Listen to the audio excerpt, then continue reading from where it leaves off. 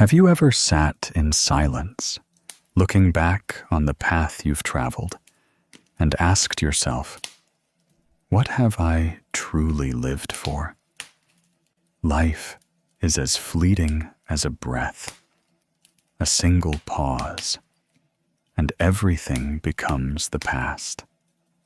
And yet, so many people remain consumed by gains and losses, fighting over every word, competing for every task, only to one day look back and find their hearts empty. A person's life is like a drop of morning dew on a blade of grass. One moment it shimmers, the next it has vanished. What we hold on to in our hearts is not victory, but the wounds, the scratches upon our soul. The Buddha taught that with the arising of a single thought, 100 karmic obstacles open up. In every moment we compete, resentment is born. Our bodies grow weary, and our minds become heavy. People often say that conquering others is not as good as conquering oneself. But how many are serene enough to realize this? We think competition is clever, never suspecting that we are actually losing our blessings and causing our own suffering. There are people who go their whole lives without defeating anyone, yet they live in peace and happiness. Then there are others who win everything except mastery over themselves. Someone once said, "I used to argue to prove I was right, until endless sleepless nights made me understand. Right and wrong are but specks of dust in the wind." A person's life is a short journey. To exhale without being able to inhale again is the end of a lifetime. Between winning and losing, the difference is sometimes just the act of letting go. When we can let go, the heart suddenly feels light, the mind suddenly calm. Because what causes human suffering is not loss, but the refusal to let go. In Buddhist teachings, there is a saying, "Contentment is wealth. Letting go is peace." The more content you are, the more open your heart becomes. The more you let go, the brighter your spirit. A person who knows contentment has no need to be better than anyone. They only need to conquer themselves in each small thought. When the mind is no longer racing, the body will naturally be healthy because afflictions are gone. Illnesses will also dissipate accordingly. When the heart holds no more resentment, the mouth speaks kind words, and the eyes see with a benevolent spirit. Then merit is naturally generated. Life is short. Don't let petty competitions wound you. Don't let an arrogant ego obscure your compassion. Practice seeing everything with a calm eye. When someone offends us, we smile. When someone surpasses us, we wish them well. When someone falls behind us, we remain humble. Inhale, we let go. Exhale, we are content. Every breath is a vow to live more kindly than the day before. Every breath is a return to our true selves. Remember, we are good people, not to be praised by anyone, but so our own hearts can be at peace. We do good deeds, not to be rewarded, but to sleep soundly at night and awaken with a light heart. When the mind is at peace, the body will be healthy. When the heart is kind, life will be bright. All rivalries will eventually pass like evening clouds in the wind. Only a kind heart will endure through time. Remember that a person's life is just like an inhalation and an exhalation. If it stops once, it is for eternity. So, live a little slower, listen a little more, and love a little more. Because the most precious thing in this life is not fame and fortune, but a peaceful mind, a healthy body, and a clear heart. Live with kindness, cultivating yourself in every breath. In today's world, people race against time, money, fame, and each other. Someone who has just bought a small house sees that someone else has a bigger one. Someone who has just upgraded to a new phone looks over at a friend holding a more advanced model. The human heart is never satisfied, never at peace.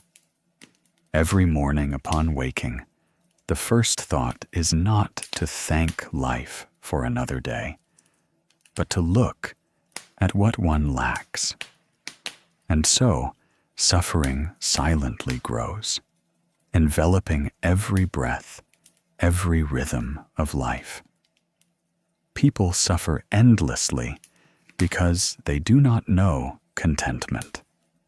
The Buddha taught that contentment is wealth, and letting go is peace. It is a simple saying that many hear and forget, or understand, but cannot live by, because the human mind inherently likes to grasp, to possess. Whenever we acquire something, our minds immediately want more. This greed is not inherently bad if it is illuminated by wisdom. But when greed exceeds the boundaries of morality, it becomes karma. The karma of greed makes us tired, makes us suffer. People think that having a lot brings joy, that having a lot brings happiness. They don't realize that the more they have, the more insecure they become. The Buddha once said that a poor person who knows contentment is richer than a wealthy person who is greedy. This saying is not just a reminder to people, but also a teaching on how to live peacefully. When the mind is content, even a meal of only vegetables and salt feels warm. When the mind is not content, even a table full of delicacies feels empty and unsettling. Contentment is wealth, not in having much, but in the heart no longer feeling a lack. Letting go is peace, not in doing nothing, but in not allowing external things to control one's inner world. There was a man named Min. He was an office worker with a modest income. His life wasn't luxurious, but he lacked nothing. His wife was gentle. His children were well behaved. But in his heart, a persistent feeling of inadequacy gnawed at him. Every time he saw a colleague change their car or phone, he would sigh. Whenever he heard people talk about their lavish vacations, he felt inferior. He started taking on extra work, finding ways to make more money, not because he was short of food, but because he was afraid that others would judge him as inferior. Then he bought a car, upgraded his phone, and spent endlessly piling up debt and enduring constant fatigue. He raced against life, but life never stopped for him to catch up, until one day his car broke down on the road. It was raining, and he sat helplessly on the curb. An old motorbike taxi driver stopped to ask what was wrong, then helped him push the car under an eave for shelter. The driver invited him to share his lunch. In the small lunchbox was a bit of boiled vegetables and sesame salt. Yet the driver ate with gusto, smiling as he ate. Min watched in surprise and asked, "How can you be so happy eating a meal like that?" The old man just smiled gently and said, "Because I know I still have teeth to chew, a stomach to digest, strength to work, and air to breathe. That's enough." His words were like a bell that awakened Min from his daze. He suddenly understood. A poor person who knows contentment is richer than a wealthy person who still feels they lack. From that day on, he began to change. He no longer compared himself to others, no longer engaged in meaningless competition. He learned to cherish the meals his wife cooked and the sound of his child's laughter, to appreciate the peace of brewing a cup of coffee in the morning. He learned to be grateful for every small thing. When gratitude arose, greed naturally subsided. When his mind was at peace, his body was at peace too. The Buddha taught that a person who does not know contentment is poor even in a palace. A person who knows contentment is wealthy even in a small hut, because wealth or poverty lies not in material possessions, but within the mind. Like a river, if you keep scooping the water without letting it settle, the water will become muddy. But when you stop and allow the water to clear, you will see its clarity. The human mind is the same. When we stop our desires, our comparisons, our struggles, we will find that peace was already within us. Life today makes it easy for people to get lost in the glitter of material things. Social media makes everyone feel that others are happier, wealthier than they are. Seeing what others have, we develop a desire to have it too. Seeing others praised, we feel we are lacking. But few know that behind those beautiful pictures are countless hidden tears.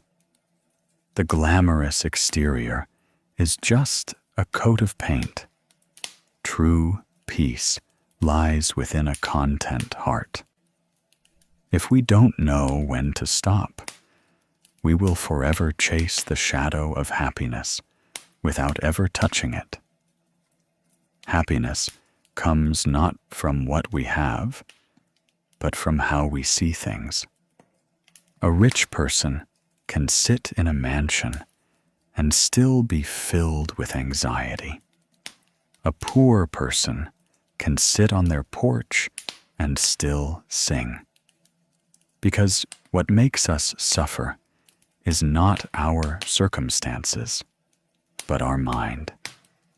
If the mind is not at peace, you will be unsettled no matter where you are. If the mind knows contentment, every place is a Buddha land. Try looking around you. Peace is not in some faraway place. It is in a simple meal, in a sound sleep, in the smile of a loved one. Life is already full. It's just that we haven't realized it. A Buddhist scripture on spiritual response recalls an ancient saying, "A person who knows contentment finds joy even lying on the ground. A person who does not know contentment is not satisfied even in heaven." Therefore, to have a healthy body and a peaceful mind, learn to be content. When the heart is content, afflictions naturally vanish. When the mind is content, illnesses also dissipate. When the mind knows contentment, life becomes as light as a floating cloud. In a Dharma talk, a Zen master asked his student, "Do you want to be happy?" The student nodded. The master smiled and said, "Then let go of the things you don't need." Happiness is not about adding more, but about letting go of more. Less worry, less anger, less comparison, less craving. Each time we let go of something, we move closer to peace. It is like a person carrying too heavy a burden on their shoulders. Just by setting down a little, their steps become much lighter. Life is impermanent. Everything is merely borrowed. This body, this wealth, this fame, they come and go like the wind. The tighter we cling, the more we suffer. The more we let go, the lighter we become. Some people spend their whole lives accumulating, yet when they close their eyes for the last time, they can take nothing with them. The only thing they carry is their final thought moment. If that mind knows contentment and letting go, it will be reborn in a good realm. If that mind is still filled with competition and regret, it will continue in the cycle of rebirth. Therefore, practice contentment in the here and now. Every morning when you open your eyes, smile and say, "Today, I can still breathe." That alone is one of life's greatest gifts. To be able to breathe, to be alive, to love and be loved, to hear the Buddha's teachings. That is the greatest blessing. Don't let greed make us forget the precious things we already hold in our hands. A simple life and a content mind are the foundation of peace. When life is simple, the mind naturally becomes clear. When the mind is clear, everything feels light. Living simply is not about being poor, but about knowing what is truly necessary for happiness and being satisfied with what one has. It does not mean not striving, but not letting that striving destroy one's inner peace. The ancients taught, to accept a loss is to preserve virtue. To know contentment is to preserve blessings. Every time we yield or give way, we are preserving a portion of my blessings in our hearts. Every time we are grateful, we are planting another seed of kindness. To live simply with a peaceful mind, that is how to practice amidst life. There is no need to search far. Just by living slowly, living in the present, and living with contentment, we are already walking the path to liberation. Remember, when we know contentment, life has less suffering. When we know how to let go, the mind will be at peace. When we live simply, our hearts will be light. All afflictions will dissolve like morning dew in the sun. Let us learn to be grateful for what we have, for this breath, for this body, for those we love, and even for those who hurt us. For they are all lessons that help us grow on our spiritual path. Life is fleeting. Don't waste it on unnecessary rivalries. Do not forget the blessings you already possess just because others have more. Live like that poor farmer who every morning opens his eyes and smiles because he can still breathe, because he has another day to live with kindness. That is true wealth, peace, and blessing. Live with kindness, cultivating yourself in every breath.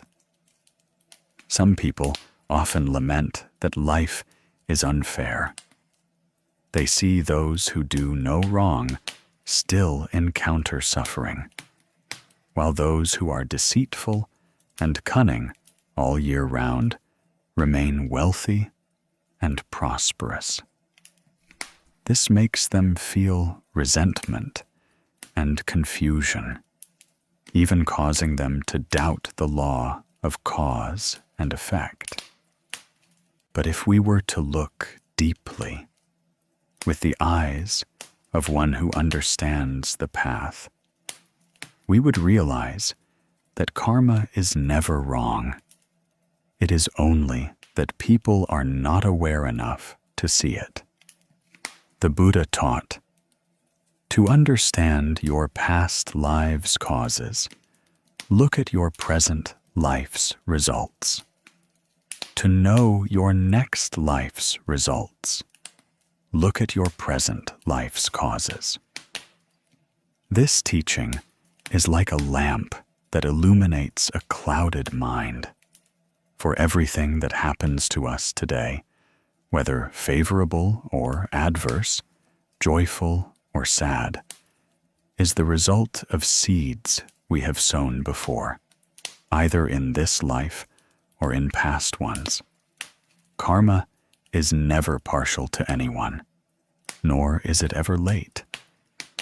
It simply arrives at the right time for us to learn a particular lesson. Sometimes it's a lesson in patience, sometimes a lesson in letting go, and sometimes it's a lesson to teach us to bow our heads and be more humble. In the Dhammapada, the Buddha said that no one can escape their own karma. Whether we fly into the sky or hide in the depths of the sea, karma follows us like a shadow follows a body. When we do good deeds, blessings will come sooner or later. When we do evil deeds, the bad karma does not disappear. It merely lies dormant, waiting for the right conditions to ripen and bear fruit. It is like a seed sown in the ground. It may not sprout tomorrow, but once it has enough water and sun, it will emerge at the right time. Sow good seeds, and virtuous flowers will bloom. Sow bad seeds, and bitter fruit will follow. Nothing escapes this law. There is an old saying, "Do good and meet good. Do evil and meet evil." Many hear this and say it isn't true. I see good people who suffer and wicked people who live in comfort. In truth, this is just the short-sighted view of someone who has not seen the full flow of cause and effect. The good person who suffers today may be experiencing the ripening of old karma. But as long as they maintain a kind heart, that karma is lightened and new blessings are generated. The cunning person enjoying benefits today may be reaping the fruit of old merits, but because they are sowing new bad seeds, once those merits are exhausted, new karma will arrive, and there is no escape. The Buddha taught that wealth and poverty, nobility and lowliness are not determined by heaven, but by the mind and actions of each person. This is what is meant by virtue conquering fate. A person who accumulates virtue can transform their destiny, even if it is a difficult one. A person who lacks virtue will not be able to hold on to their fortune for long, even if they are destined for wealth. In a small village, there was an old woman named Sao, whom people called Grandma Sao of the sticky rice stall. Every morning, she would carry 2 baskets of sticky rice on a shoulder pole to sell at the market entrance. The hot, sticky rice was fragrant with the smell of new grains. Everyone knew her as a kind and honest person. She was widowed early and raised her only son by herself, putting him through school. Thanks to his mother's hard work, her son studied well, then went to the city to work. He got a house, a car, and a good reputation. Everyone was happy for her. But as her son began to gain status, he grew ashamed of his poor mother. Whenever she came to visit, he would often avoid her. Once, when his friends were visiting, Grandma Sao brought a basket of countryside gifts. He snapped, "Don't come here anymore. I don't want anyone to know I have a mother who sells sticky rice." She stood silently, the the smile on her lips fading. She did not blame him, only bowed her head and said softly, "All right, if you're busy, I'll go home." Then she turned and walked away, her small figure gradually disappearing into the evening rain. After that, she continued to sell sticky rice as always, continued to make offerings to the village pagoda each month, and continued to quietly help those poorer than herself. She gave whatever anyone asked for, even if it was just a few thousand dong. People asked her why she wasn't angry with her son. She would just smile.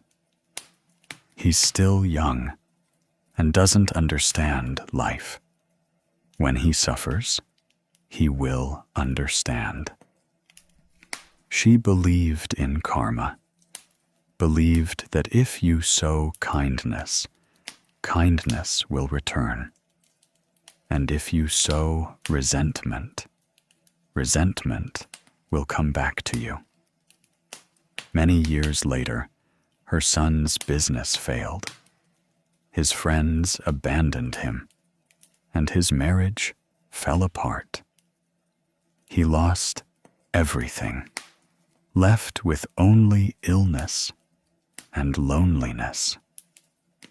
One day, he returned to his hometown, emaciated and haggard, and knelt before the old house. Grandma Sao looked at her son with the same gentle smile, the same compassionate eyes. He burst into tears, saying, "Mother, I was wrong. Are you angry with me?"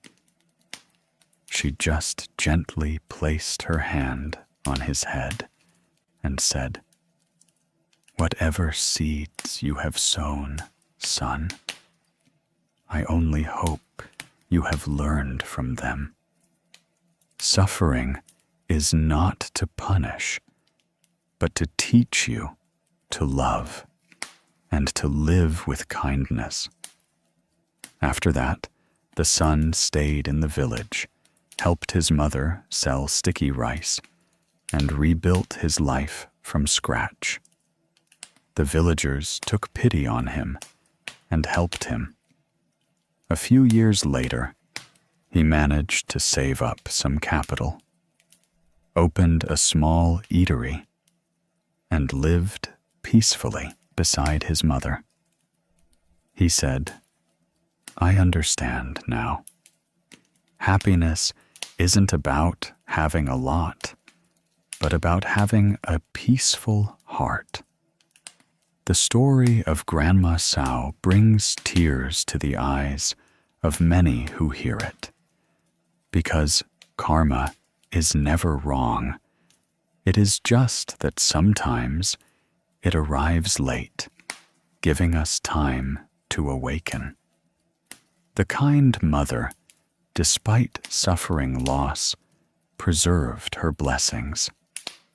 The unfilial son, despite his past wealth, ultimately had to pay for the seeds he had sown. But because he knew remorse and how to change, his karma was transformed. That is the power of virtue. This is what is meant by virtue can overcome fate. Destiny may be harsh, but if the heart possesses virtue, we can still turn misfortune into blessings and suffering into peace. In Buddhist teachings, karma is not meant to frighten people, but to awaken them.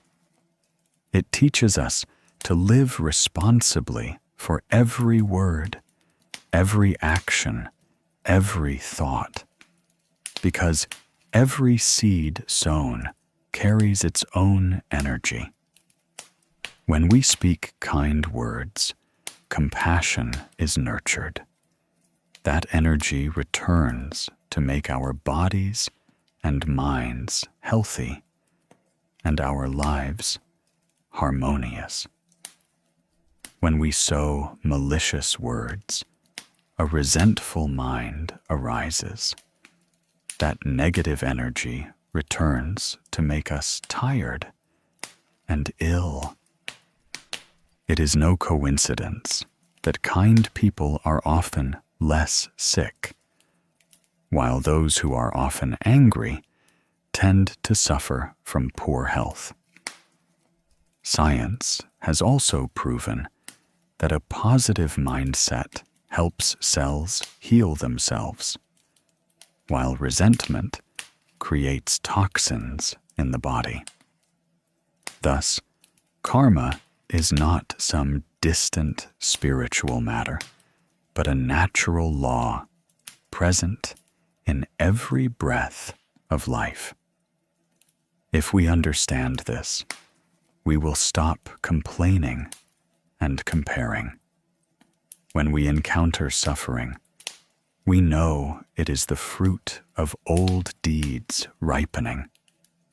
We just need to accept it peacefully and correct our minds. When we encounter good fortune, we know it is a blessing arriving, so we should cherish it and continue to do good. Don't ask why others receive more than you. Instead, look at what you have sown. If the good seeds are not yet sufficient, if the good fruit is not yet ripe, then continue to sow. Continue to live with kindness. One day, the auspicious flower will surely bloom. The ancients had a saying, "Good is rewarded with good. Evil is rewarded with evil." It is not that there is no reward, but that the time has not yet come. This saying is like a bell that reminds us not to be impatient, not to doubt the laws of life. Because once a good seed is sown, no matter how late, the virtuous flower will bloom. A person who does evil, even if they enjoy a small benefit, cannot avoid the bitter fruit. When we understand this, our hearts feel light. There is no need to fight, no need to grasp, no need to compare gains and losses with anyone. Look at life like a field. Whoever sows rice will reap rice. Whoever sows thorns will reap thorns. Whoever sows kindness will reap peace. Whoever sows evil will reap suffering. Everything is planted by our own hands. Instead of resenting life, let's tend to the field of our minds every day. Sow one more kind word. Remove one more negative thought. Sow one more good deed. Remove one more hurtful intention. That is the way to practice in this life, the path to a healthy body, a peaceful mind, and long-lasting blessings. Because being a good person is not just about being kind to others, but about being kind to oneself. When the mind is good, the body is naturally healthy. When the heart is pure, illness naturally dissipates. When we know how to love others, we are loved in return. When we know how to forgive, we liberate ourselves. That is the law of cause and effect of love. So seeds of kindness, and you will reap fruits of goodness. Sow seeds of resentment, and you will reap suffering. No one can escape this cycle, not even kings or the destitute. So when someone does something unkind to us, do not resent or get angry. They are sowing seeds of suffering for themselves. As for us, if we maintain a pure mind, that in itself is a blessing. When faced with injustice, do not cry out to the heavens, for heaven neither bestows blessings nor inflicts disasters. Everything is created by our own minds. Have deep faith in cause and effect to live peacefully amidst this turbulent world. When that faith is strong, we no longer have fear, no longer have afflictions, because we know that every suffering has a reason, and every joy has its roots. Karma is like a body and its shadow. They are never separate, no matter where you go. A person who understands the path lives within cause and effect, as if walking on a bright road. Every step is a step that sows blessings. Every word is a word that creates virtue. But a deluded person lives contrary to cause and effect, like someone walking in the dark. The further they walk, the more lost they become. A person's life is not long, just like an inhalation and an exhalation. So let us use each of those breaths to sow good seeds, speak kind words, and do good deeds, so that the flower of blessings may bloom in our very own lives. Sow good seeds, and virtuous flowers will bloom. Believe this. Do not resent life's injustices, for karma is always fair. Do not blame fate, for virtue can overcome destiny. Live with kindness, cultivating yourself in every breath. In life, all of us have moments when our hearts are stirred up like a stormy sea. A disagreeable word, a thoughtless action, an injustice that befalls us, all can make our minds waver. Some choose to react, to retaliate, to argue until the end. Others remain silent, swallowing their resentment. But only those who truly understand and practice forbearance can keep their minds peaceful amidst life's storms. The Buddha taught that to accept a loss is to preserve virtue, and to practice patience is to nurture the mind. A person who can be patient is one who is training their mind, cultivating virtue, and gradually stepping into a realm of peace. Patience is not silence in weakness. Patience is not endurance in bitterness. Patience is understanding cause and effect. It is understanding that everything happens for a reason. The person who hurts us today may be someone we caused to suffer in a past life. The person who scolds us today may be a condition for us to learn a lesson about humility, about tolerance, about letting go. If we understand this deeply, then patience is no longer a heavy burden, but becomes a spiritual practice, a path that helps to purify the mind, lighten the body, and make life brighter. Many people often say, "I can't be patient because I am right." But a person who is right and does not know patience turns that very rightness into a fire that burns themselves. Whereas a wise person, even when right, knows when to step back, and even when wronged, knows how to smile. This is because they understand that what we need to preserve is not victory or defeat, but the peace of our minds. Gains and losses, wins and losses, are but passing evening clouds and a gust of wind. To maintain a peaceful mind, that is the greatest victory in life.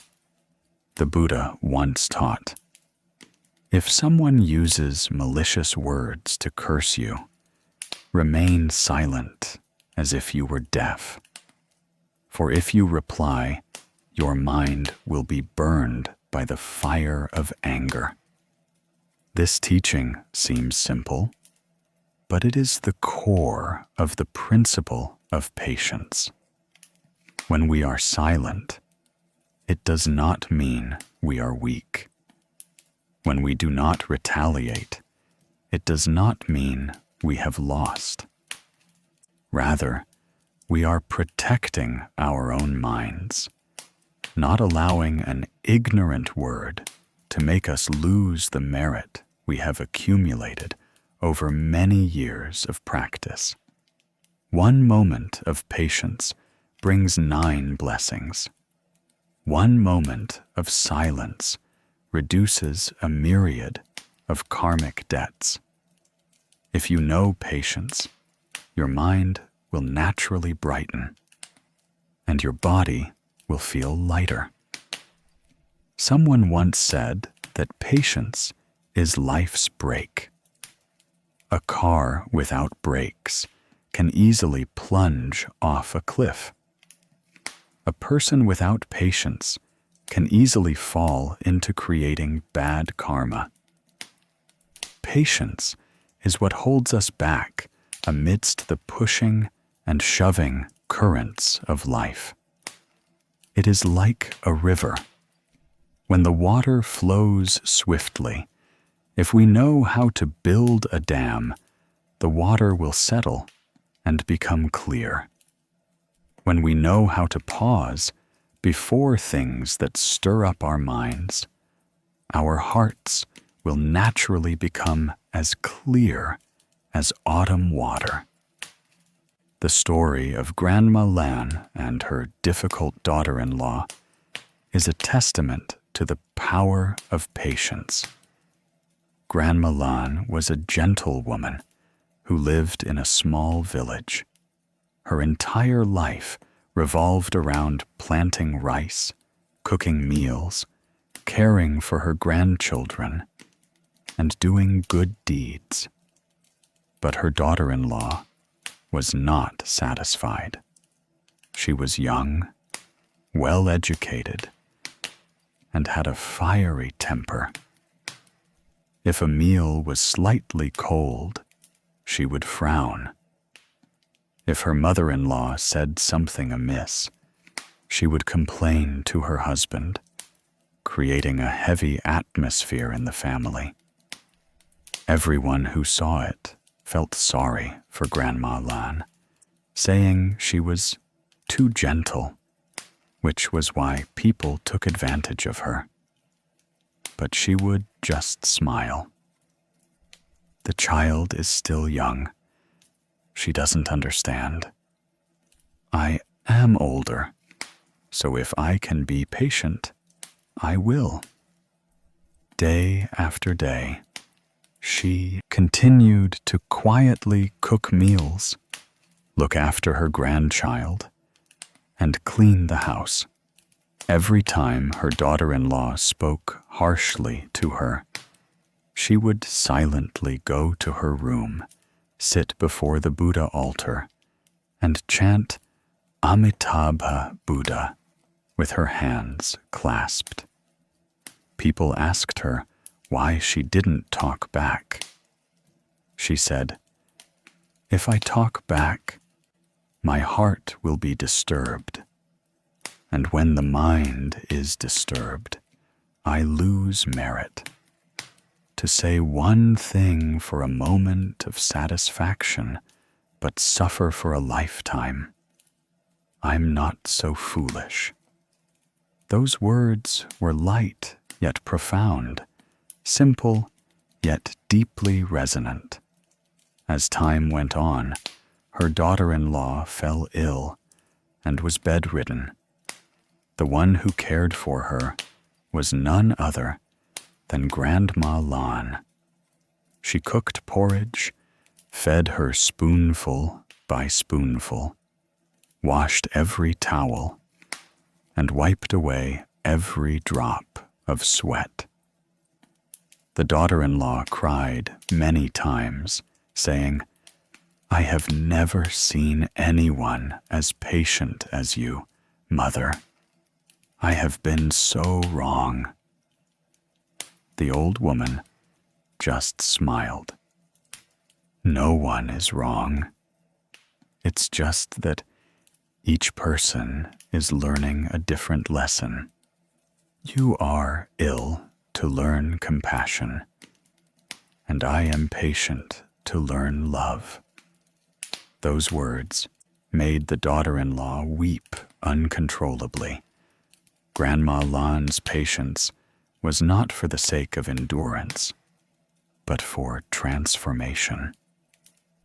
She had turned suffering into an opportunity for love, resentment into gentleness, and difficulties into blessings.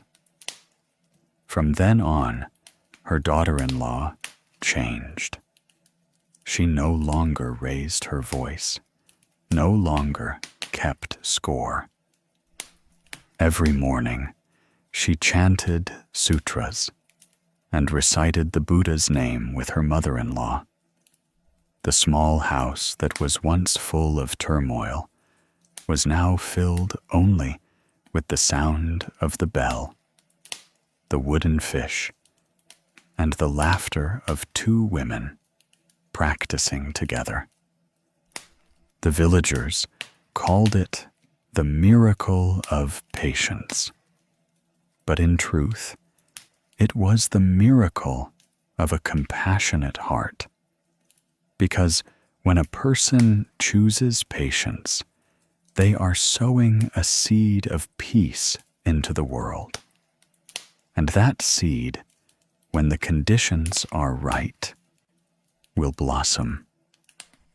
If we look deeply into life, we will see that all rivalries, all arguments, are merely tests of patience.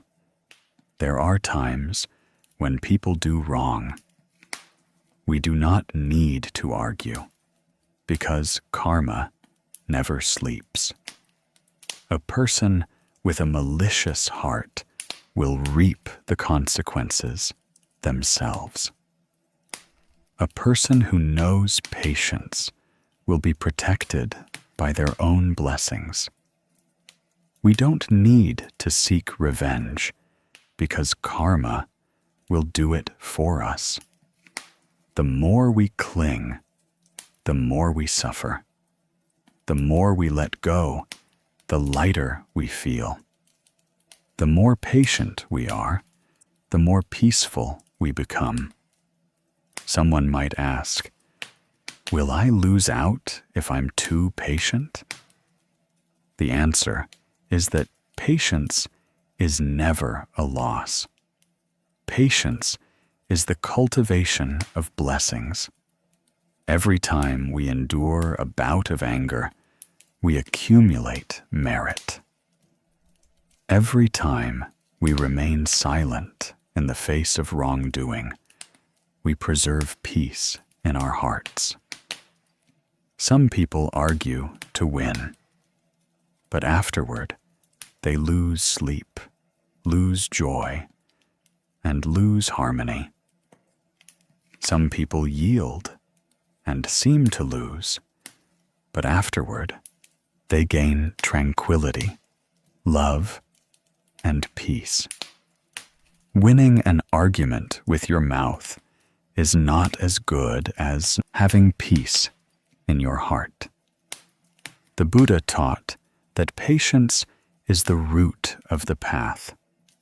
Without patience, all merits are lost. This statement is very profound, because when we are angry, we easily speak and act wrongly. One moment of anger can destroy many years of practice and many relationships, while 1 minute of patience can save everything. Some people, because of a single sentence, have their homes and families shattered. Some people, because of one impulsive act, regret it for the rest of their lives. If they had just paused for a moment, taken a deep breath, and thought of the word patience, perhaps everything would have been different. Patience is also a way to cultivate oneself and nurture virtue. When we are patient, our bodies do not act wrongly. Our mouths do not utter malicious words, and our minds do not give rise to resentment. The 3 karmas of body, speech, and mind are all kept pure. That is true cultivation. When patience becomes a habit, our minds will be like the surface of a tranquil lake. If others throw stones, the waves on the lake's surface will only ripple lightly before disappearing. It's not because we don't feel pain, but because we have understood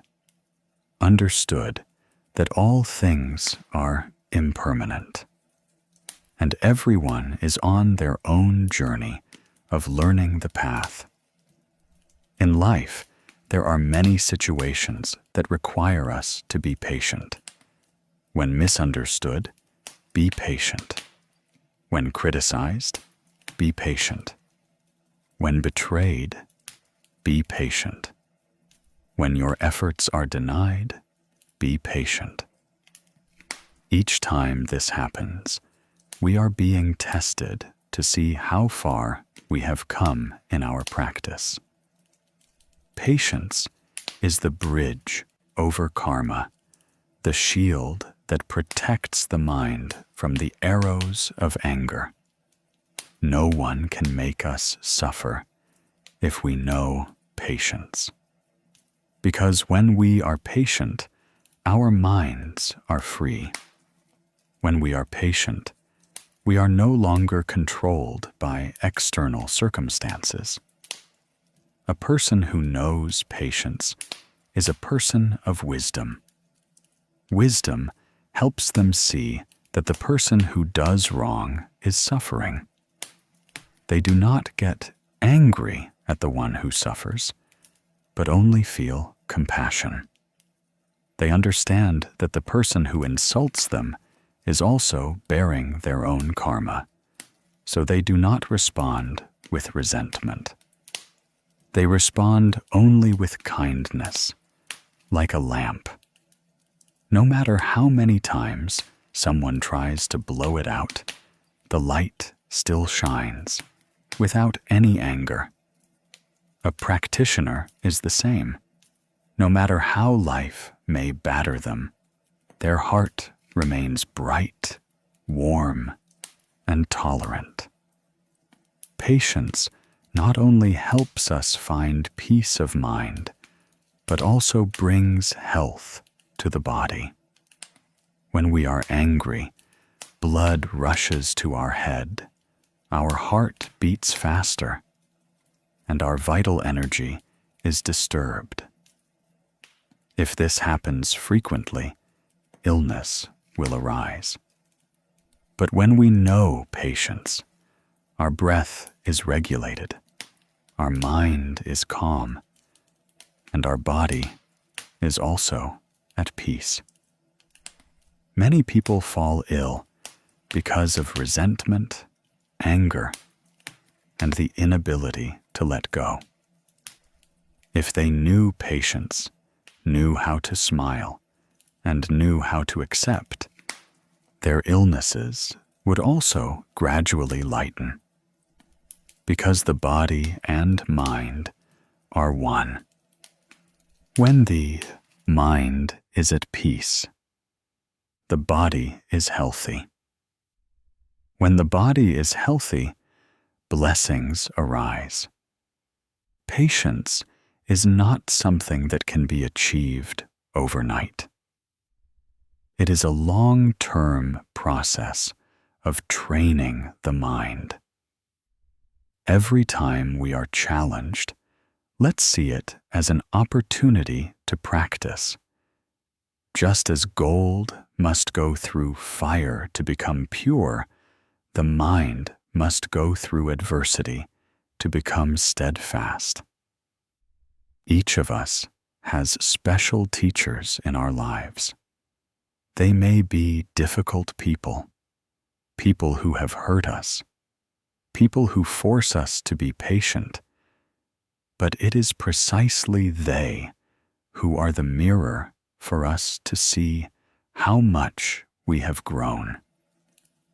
When people know patience, know how to let go, and know how to take a step back, they no longer see anyone as an enemy. They only see that everyone is suffering. Everyone is learning how to live, how to love. At that moment, their hearts are filled with compassion. They no longer want to win or lose, but only want peace. They no longer seek to prove themselves right, but only want to keep their own minds from going wrong.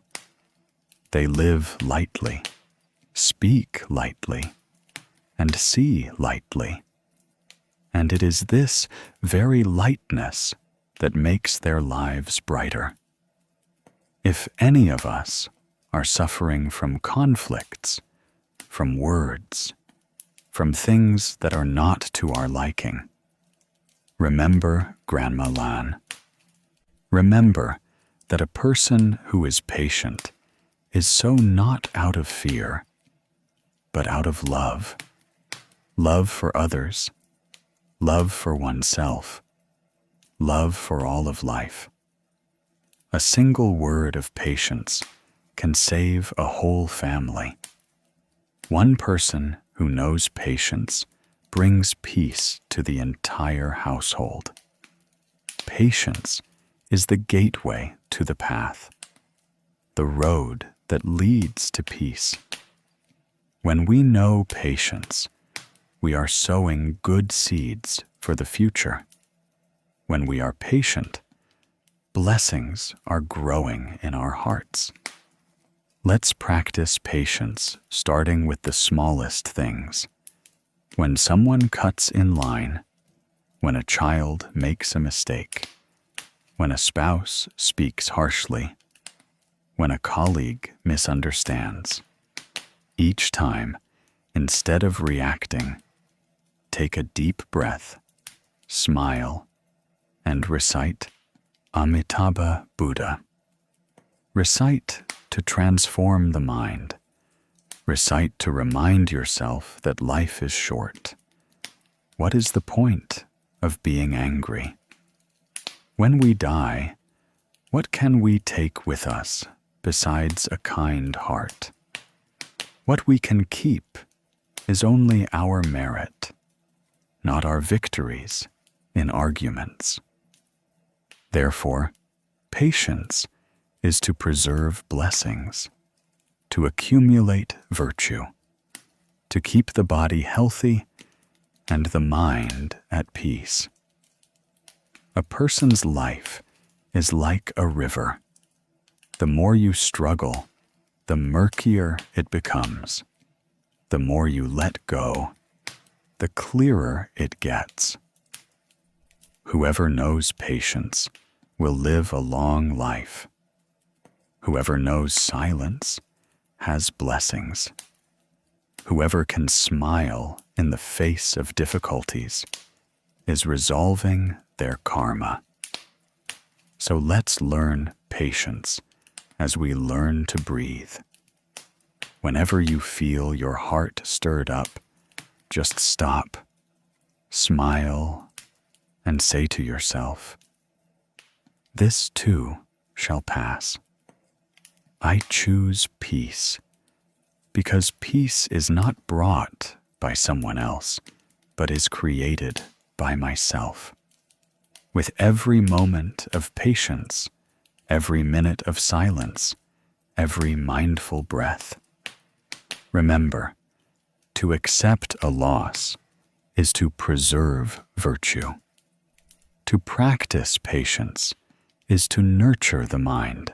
A person who knows patience will not fall even in a storm. A person who lacks patience will be unsettled even in favorable conditions.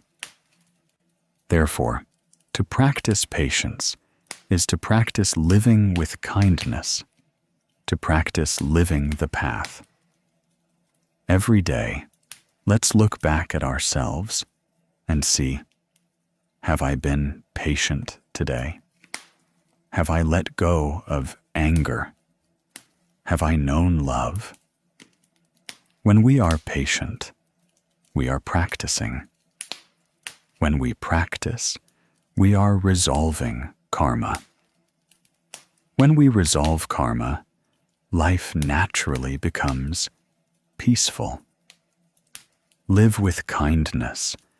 Cultivate yourself in every breath. Be patient in every word. And be peaceful in every gaze. Then one day, we will realize that patience is the key that opens the door to peace. And when the mind is at peace, life naturally becomes beautiful. Perhaps in life, what hurts people the most is not poverty, not failure, but words. A thoughtless sentence can cause someone pain for many years. A harsh word can crack a relationship and shatter trust. The more we mature, the more we realize that there are some things that do not need to be said, and that sometimes silence is the most beautiful answer. In this era, everyone is in a hurry. Everyone has something they want to express. People argue to win, react to protect their ego. But the more one speaks, the more chaotic the mind becomes. The more one fights, the more unsettled the heart. Sometimes we don't win at all. We only make ourselves tired. The Buddha taught that when words do not bring peace, silence is the most beautiful answer. A person who understands the value of silence is one who holds the key to inner peace. Silence is not weakness. It is not fear. Silence is a form of wisdom, the capacity of someone who knows how to look deeply into the nature of things. In silence, we learn to listen to ourselves, to others, and even to the voice of life itself. when the mouth stops speaking, the mind begins to hear. When words cease, wisdom begins to arise. The more deeply one practices, the less one speaks. Not because they do not know, but because they understand that words are merely waves on the surface, while the truth is the deep ocean below. A Buddhist sutra teaches that the wise speak right speech. They speak when necessary, at the right time, and with words that bring joy to the listener. This means that silence is not always good. One must know when to speak and when to stop. A person who knows silence is one who knows how to stop before creating karma. Because the greatest karma in a person's life often begins with just one wrong word, one moment of anger without awareness. Some people, due to a single angry sentence, regret it for their entire lives. Some, due to an insulting word, lose a soulmate.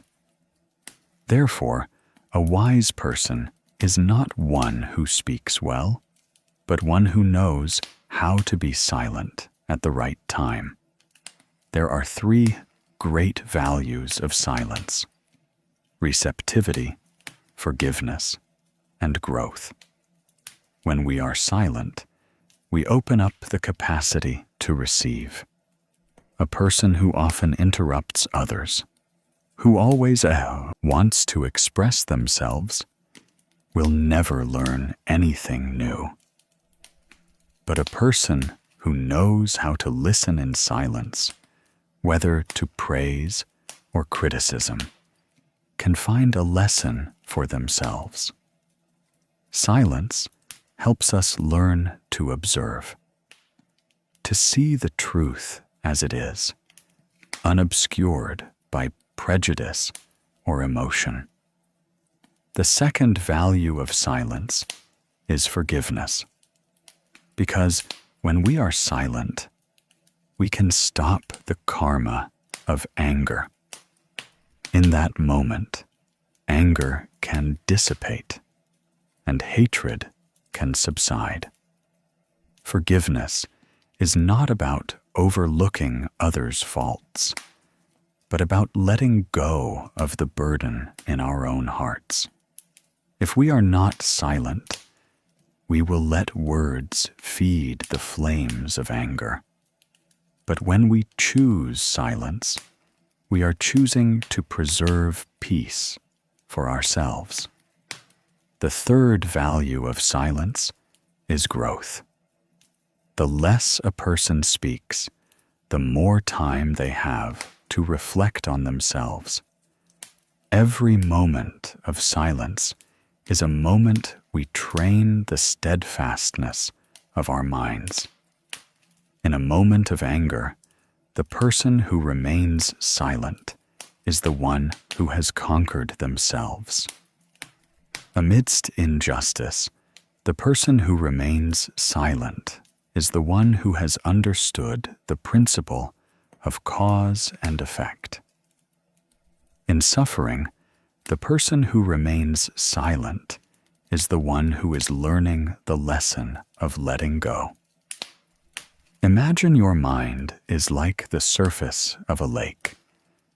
When the wind rises and waves stir, you cannot see the bottom. But when the wind stops and the water settles, everything becomes clear. The human mind is the same. When the mouth speaks much, when the mind is agitated, wisdom is obscured. Only when the mind is still can the light of insight shine through.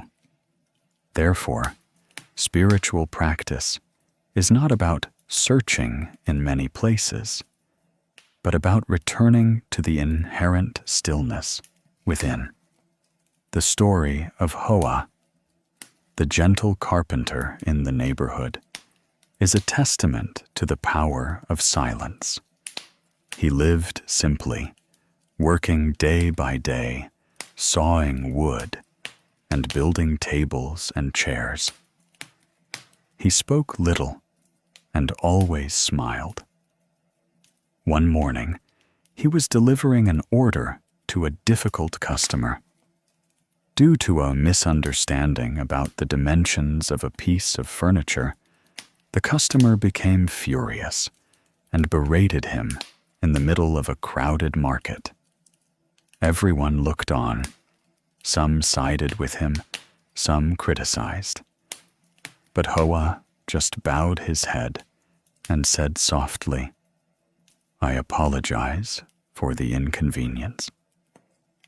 He didn't argue or make excuses. He packed up his things and left, his face as calm as if nothing had happened. A few days later, that customer came back to find him. He brought a small gift and said, "I'm sorry. I misunderstood that day. I checked the invoice again. It was my fault. Because you didn't argue that day, I realized I was wrong. If you had gotten angry, I probably wouldn't have realized it." Hoa just smiled gently. If I had argued that day, perhaps we both would have lost our peace for a lifetime. Hearing the story, the villagers respected him even more. Someone asked him how he could be so calm. He said, "I spent many years understanding that winning with words is never a real victory. You win the argument, but lose the person's heart. But with silence, you preserve your mind and your blessings." That story is simple yet profound, because within each of us are moments like Hoa's, being misunderstood, insulted, or wrongly accused.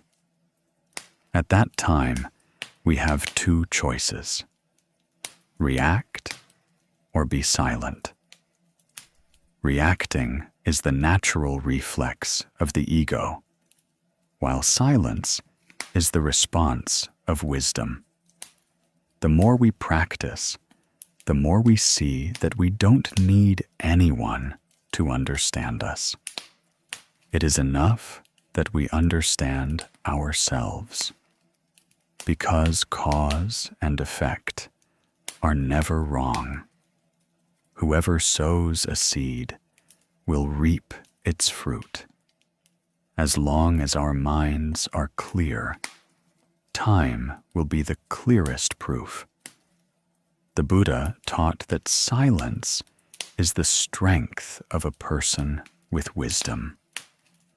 A wise practitioner is like a mountain, unmoved by the winds of life. In those winds are praise and blame, right and wrong, love and hate. If we keep reacting to every gust of wind, our minds will never be at peace. Only when we dwell in stillness can we stand firm amidst the fluctuations. A person who knows silence is one who is practicing patience, transforming karma through compassion. When a person is silent, they begin to hear the sound of the formless. We realize that everything passes. Anger will pass. Criticism will pass. Today's emotional storm will be but a memory tomorrow. If we don't stop in time, today's words will become tomorrow's karma. There is a saying, Before you speak, let your words pass through 3 gates. First, is it true? Second, is it necessary? Third, will it bring peace? If it cannot pass through these 3 gates, it is best to be silent. The ancients had a saying, "Silence is golden." It is golden not because it is rare, but because it is bright, clear, and does not fade. Silence is the same. It is not loud, but it is enduring. It is not dazzling, but it has the power to resolve. In a house, if everyone wants to have the last word, happiness will dissolve. But if just one person chooses silence, the fire of anger will be extinguished. In a marriage, if everyone needs to be right, love will be lost. But if one person knows when to stop, peace will return. When we sit in meditation, we learn how to be silent, not just with our mouths, but also in our minds. The breath is slow, even, and light. Each inhalation and exhalation is like the gentle lapping of ocean waves. In that breath, all worries gradually dissolve, all afflictions settle down, and the mind becomes like a still, clear lake. Someone said, "We cannot avoid the noise of the world," but in truth, as long as our minds are still, we can hear the sound of the wind blowing through our hearts, even in the middle of the marketplace. When you are silent, your mind does not suffer. When you cling, your mind catches fire. With just one arising of anger, years of merit can be burned away.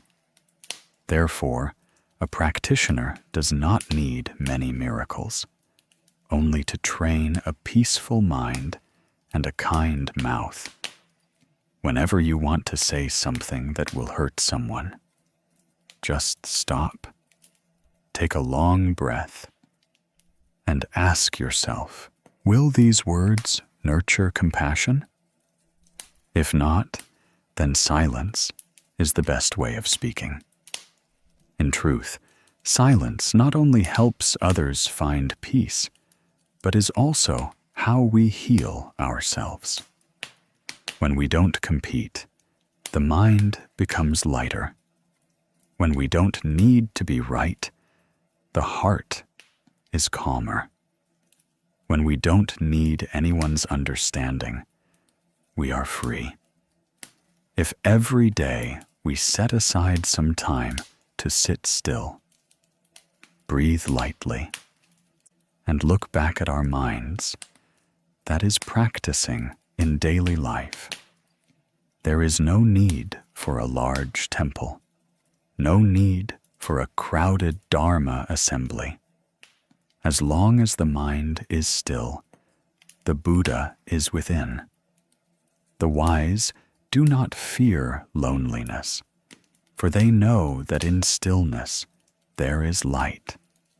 A person of the path does not fear silence, for they know it is the way back home.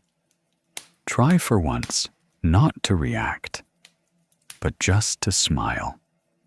For once, not to argue, but just to walk away. For once, not to explain, but just to trust in cause and effect. Then we will find our hearts are calmer, lighter, and more compassionate. Silence, in fact, is not separate from action. Silence is not indifference, but the most profound action of a compassionate heart. When we are silent so as not to hurt someone, we are practicing loving kindness. When we are silent to see our own faults clearly, we are sowing the seeds of wisdom. When we are silent in order to forgive, we are cultivating the virtue of patience. In silence, all virtues arise. People often say, "Speak your mind and then suffer in your heart." But a person who knows how to practice will speak little and do much. There is no need to prove anything, only to live with kindness. For time will make everything clear. Words are like the wind. Actions are like the earth. The wind may blow past, but the earth remains. Words can move people, but it is virtue that commands respect. Life is short. Please do not compete. Let silence become your companion on the journey of practice. Every moment of silence is a time we step back to see more deeply. Every moment of silence is a time we choose peace over chaos. Every moment of silence is a time we sow a seed of peace for the future. Remember, the Buddha's teaching still resonates. When words do not bring peace, silence is the most beautiful answer. There are things that need no words, only a peaceful mind. There are victories won not by argument, but by a compassionate heart. There are conflicts that need not be resolved with words, but with a knowing silence. Silence is not just gold. Silence is the path. Silence is practice. Silence is returning to our true selves. Live with kindness. Cultivate yourself in every breath, and keep your mind like the placid surface of a lake amidst a world full of storms. In this life, who among us has not been hurt by the words, actions, or betrayal of others? There is a pain that cannot be measured in tears, only felt by the heart. There are wounds that seem to have healed, but a single passing memory can make the heart ache again. People often say that time heals all wounds, but in truth, time only helps us learn to accept. Whether the wound heals or not depends on whether we know how to forgive. The Buddha taught that hatred cannot be ceased by hatred. Only love can cease hatred. This is an eternal truth. This saying sounds simple, but to practice it is a long process of cultivation. Because when people are hurt, their first reaction is always resentment, blame, and the desire to give back to the other person what they have suffered. We believe that this is justice, but that kind of justice only fills our minds with more karmic obstacles, causing the suffering to drag on endlessly. It is like holding a piece of hot coal to throw at someone else. You are the one who gets burned first. When we hold hatred in our hearts, we are burning ourselves with the fire of anger and ignorance. Every day we think about the person who hurt us is another day we hurt ourselves all over again. Forgiveness, therefore, is not a weakness, but the strength of one who understands the path. Forgiveness is not about condoning what is wrong, but about knowing how to let go to preserve the peace of one's soul. There is a story that the spiritual response of Buddhist Dharma channel would like to tell you. It is the story of Ms. Han, a woman who had experienced a pain so deep it seemed she could never get back up. She once had a happy family, a gentle husband, well-behaved children, whom everyone admired. But the storms of life are unpredictable. One day, she discovered her husband was having an affair. The truth was like a knife plunging deep into her heart. She was in agony, screaming, crying, and tormented, unable to understand how the person she trusted most could betray her. The feeling of being deceived made her want to give up everything. There were even times when she thought of death to escape this suffering. But then, amidst the long, dark, sleepless nights, when her tears had dried, she remembered her mother's advice. When you are suffering, turn to the Buddha.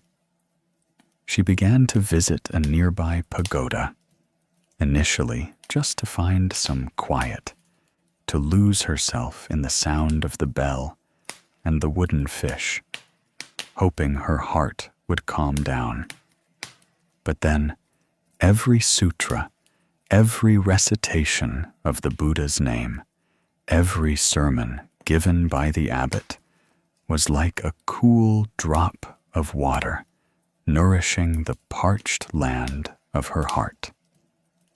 She began to understand that suffering does not come from others, but from the way we hold on to that suffering. One day, the monk asked her, "Do you resent your husband?" She was silent for a long time. Then tears fell. The monk said, "If you continue to resent him, you will imprison yourself in the dungeon of anger. But if you forgive, you will open the door for yourself to step out." His words were like a lamp illuminating her heart.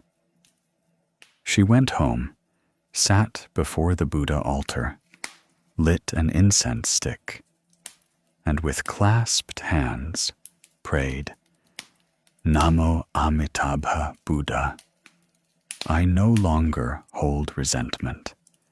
I only pray for enough peace not to cause myself suffering." From that day on, she began to recite the Buddha's name every morning and chant the Ksitigarbha Sutra every evening. Every time resentment arose in her mind, she would sit down, breathe deeply, close her eyes, and recite Amitabha Buddha. At first, her mouth recited while her heart was still heavy, and tears still fell. But gradually, each recitation of the Buddha's name was like a gentle broom sweeping away the dust of hatred from her mind. Many people asked her, "Don't you hate him for betraying you like that?" She would smile. "I used to hate him, but I understand now. Hatred doesn't make others suffer more. It only makes me suffer more. I forgive not because he deserves it, but because I deserve to be at peace. From a miserable, haggard woman, she gradually became serene and gentle. She no longer spoke of her old pain, but of gratitude. It was thanks to suffering that I learned to practice. It was thanks to being betrayed that I learned to return to myself. Each of her sentences was as light as the wind, but touched the hearts of her listeners deeply. People saw in her eyes no more resentment, only the clarity of one who understood the path. The Buddha once taught that the wise, when faced with suffering, look for the cause within themselves. The deluded, when faced with suffering, always blame others. Ms. Han chose the path of the wise. She no longer blamed her husband, the third person, or fate. She just quietly practiced, dedicating her merits to all sentient beings, including the person who had hurt her. And strangely enough, when her heart truly let go, her husband came back to apologize. But at that point, she just smiled. I have already forgiven you. You don't need to ask. The story of Ms. Han helps us understand one thing. Forgiveness is not about forgetting, but about remembering without pain. Forgiveness is not weakness, but an expression of wisdom and compassion. When we know how to let go, we are no longer bound by the past, no longer allowing hatred to control our every breath. A person's life is like a river. The more you try to hold on, the swifter the current flows. Only when you let go do you see the water's clarity. The human mind is the same. The more you cling, the more you suffer. The more you forgive, the more peaceful you become. Forgiveness is a form of love. And that love is, first and foremost, for ourselves. When we no longer hold resentment, our minds naturally brighten, and our bodies also feel lighter. A person who knows how to forgive not only heals their mind, but also their body. The Buddha taught, if the mind is calm, the water is clear. If the mind is agitated, the water will be murky. Likewise, if our hearts still hold hatred, anger, and a desire for revenge, then every day we live is a day of self-torment. But if we can smile, can say, it's okay, can wish well for the person who once caused us pain, then in that very moment, we have climbed one step higher on the ladder of spiritual practice. A person who does not forgive is one who still lives in the past. A person who knows how to forgive is one who is living in the present. A person who has let go is one who has touched the door of liberation.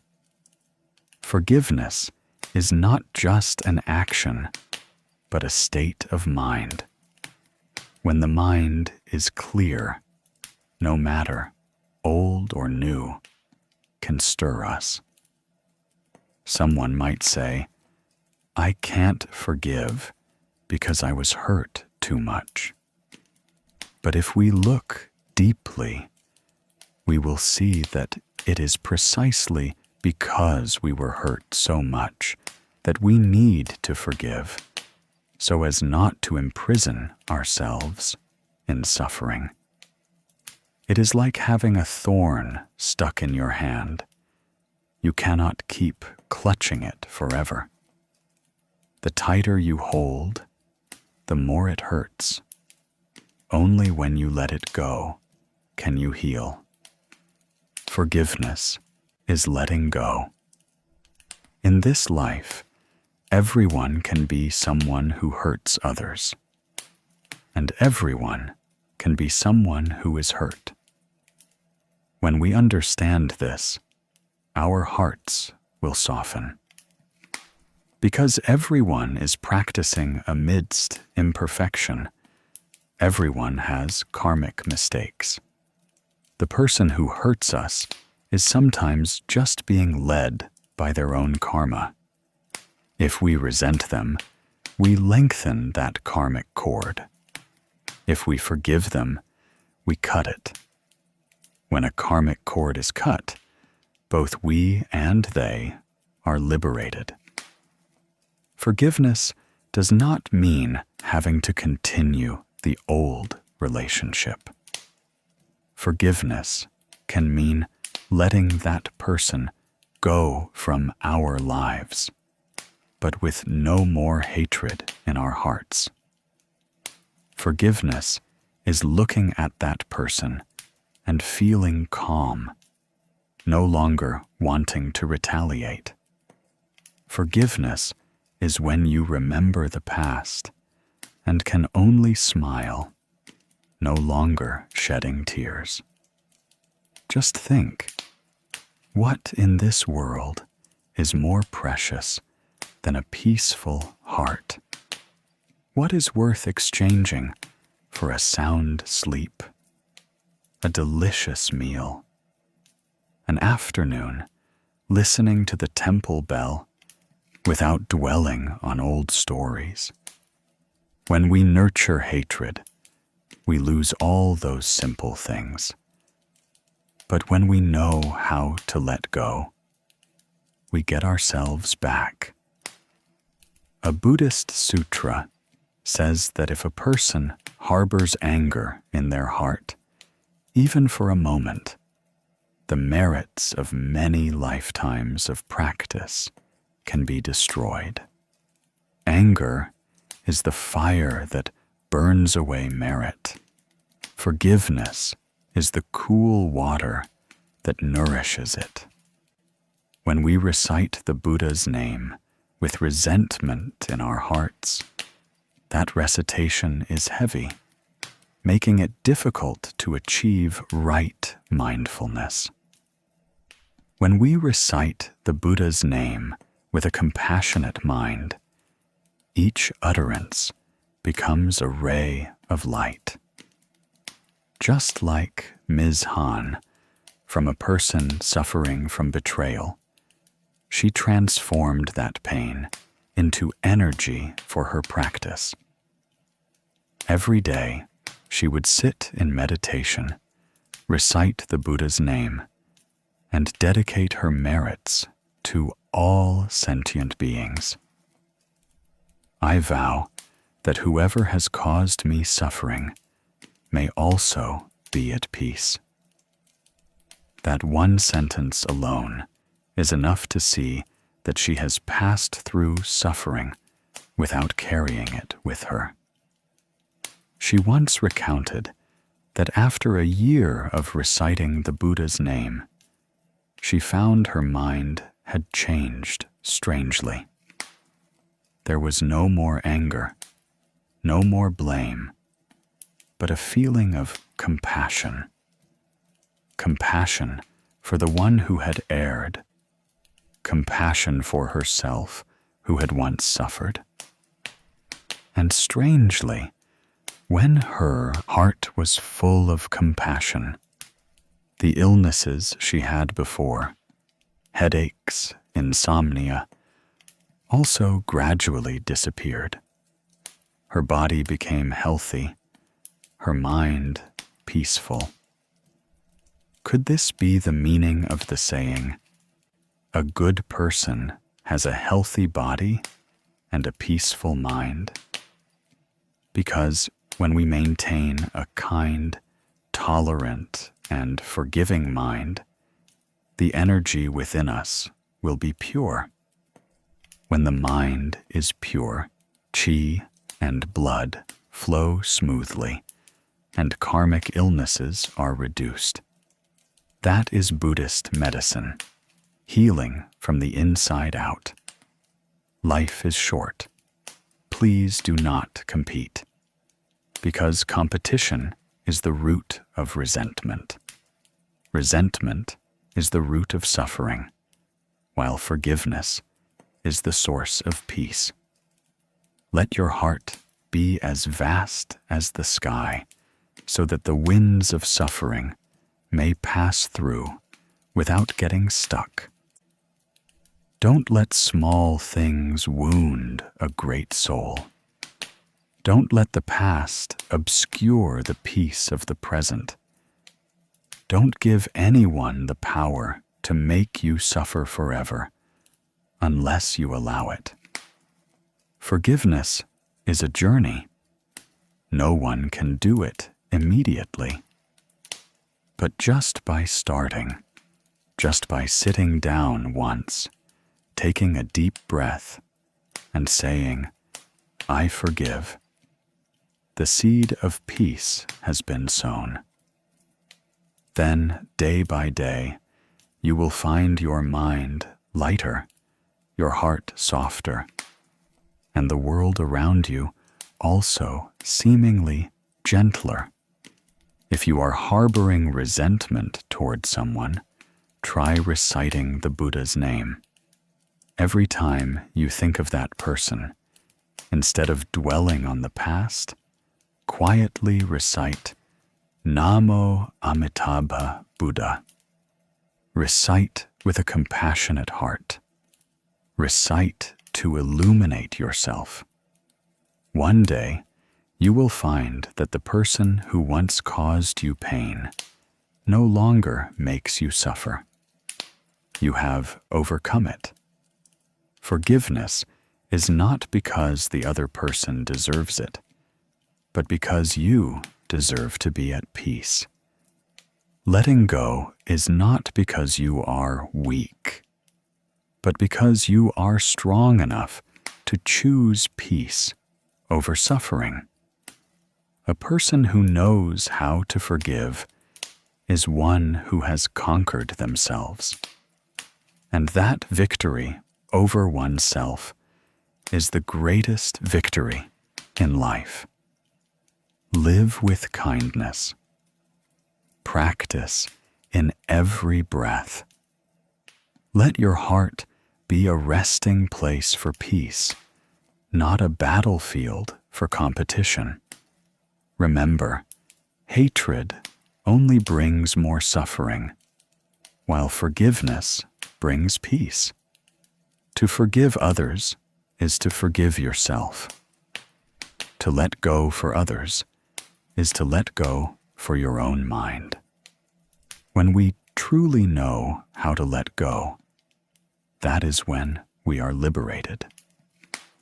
People often say, life is a sea of suffering.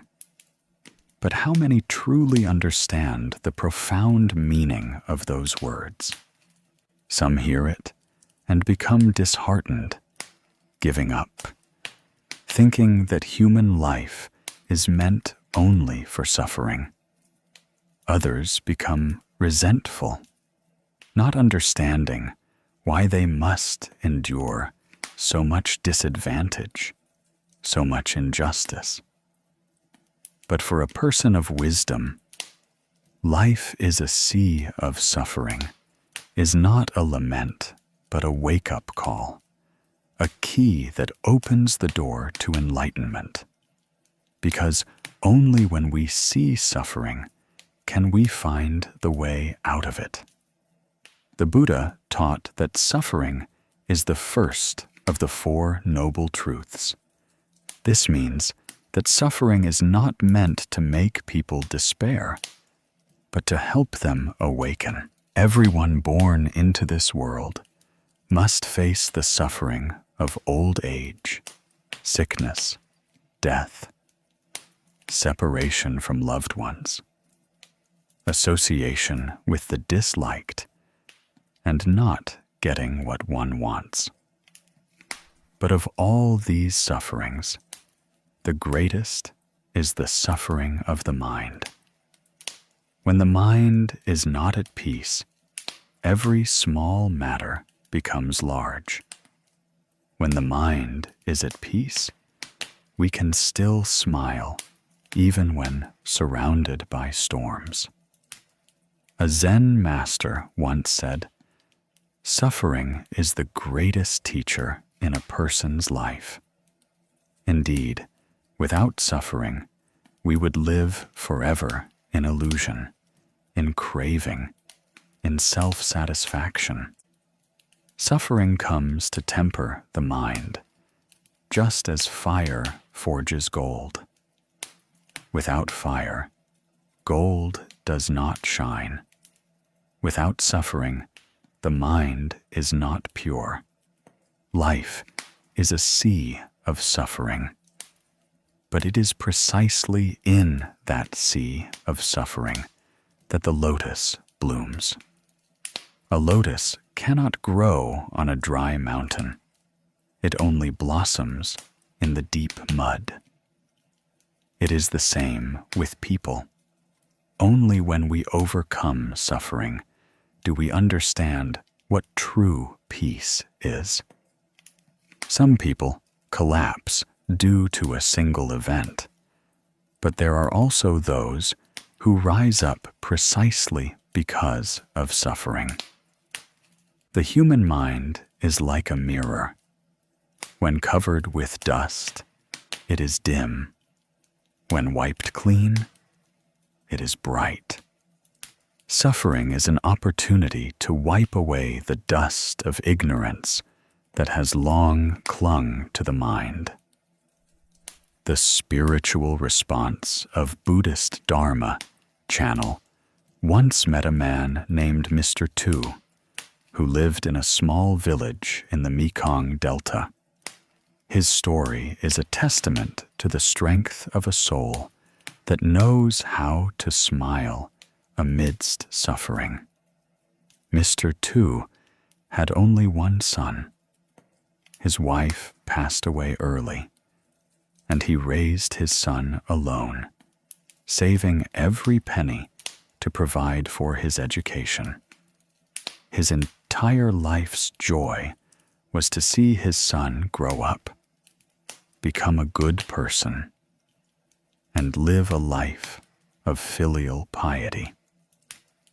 But then one day, a sudden accident took that son away. It was raining heavily that day. His son was coming home late from work. His motorbike slipped and fell, and he never came back. When they broke the news, Mr. Tu fell silent. He didn't cry, didn't wail. The villagers were all worried, afraid he couldn't bear the shock. For an old father who had only one child his whole life, what was there left to live for after losing him? But the strange thing was, a few days later, people saw him at the pagoda, holding a broom, sweeping leaves in the courtyard. They asked, "Mr. Tu, aren't you sad?" He just smiled gently. "Of course I'm sad, but my son is gone. I can still pray for blessings for him every day. Sweeping leaves is a form of practice for me. Chanting sutras is how I love my son." That smile brought tears to the eyes of all who witnessed it. Some cried for him, sympathizing with his loss, while also admiring his serene mind. He said, "I understand my son's death was because his karma had run its course. Crying and blaming won't bring him back. But if I keep my heart at peace, I can dedicate good merits to him so that my son may have a better next life." Everyone who heard those words fell silent, while many people can only scream, cry, and blame heaven and earth when faced with suffering. Mr. Tu chose to smile. But that smile was not a pretense. It was the smile of one who understood the path, of one who had seen the truth of impermanence. He said, "Everyone has to go, sooner or later. I just hope that when it's my time, I can also smile like this." The Buddha once taught that in suffering, there is the path. In suffering, there is practice. Suffering is the very road that leads us back to our Buddha nature. Without suffering, we would be forever lost in the pursuit of fame and fortune, forgetting that this body is impermanent. This life is fleeting. Suffering comes like a beam of awakening. Suffering is to remind us to stop, to look within, and to see our own hearts clearly. Someone might say, "Why doesn't the Buddha grant people complete happiness?" But if life were all joy, people would never learn to cherish it.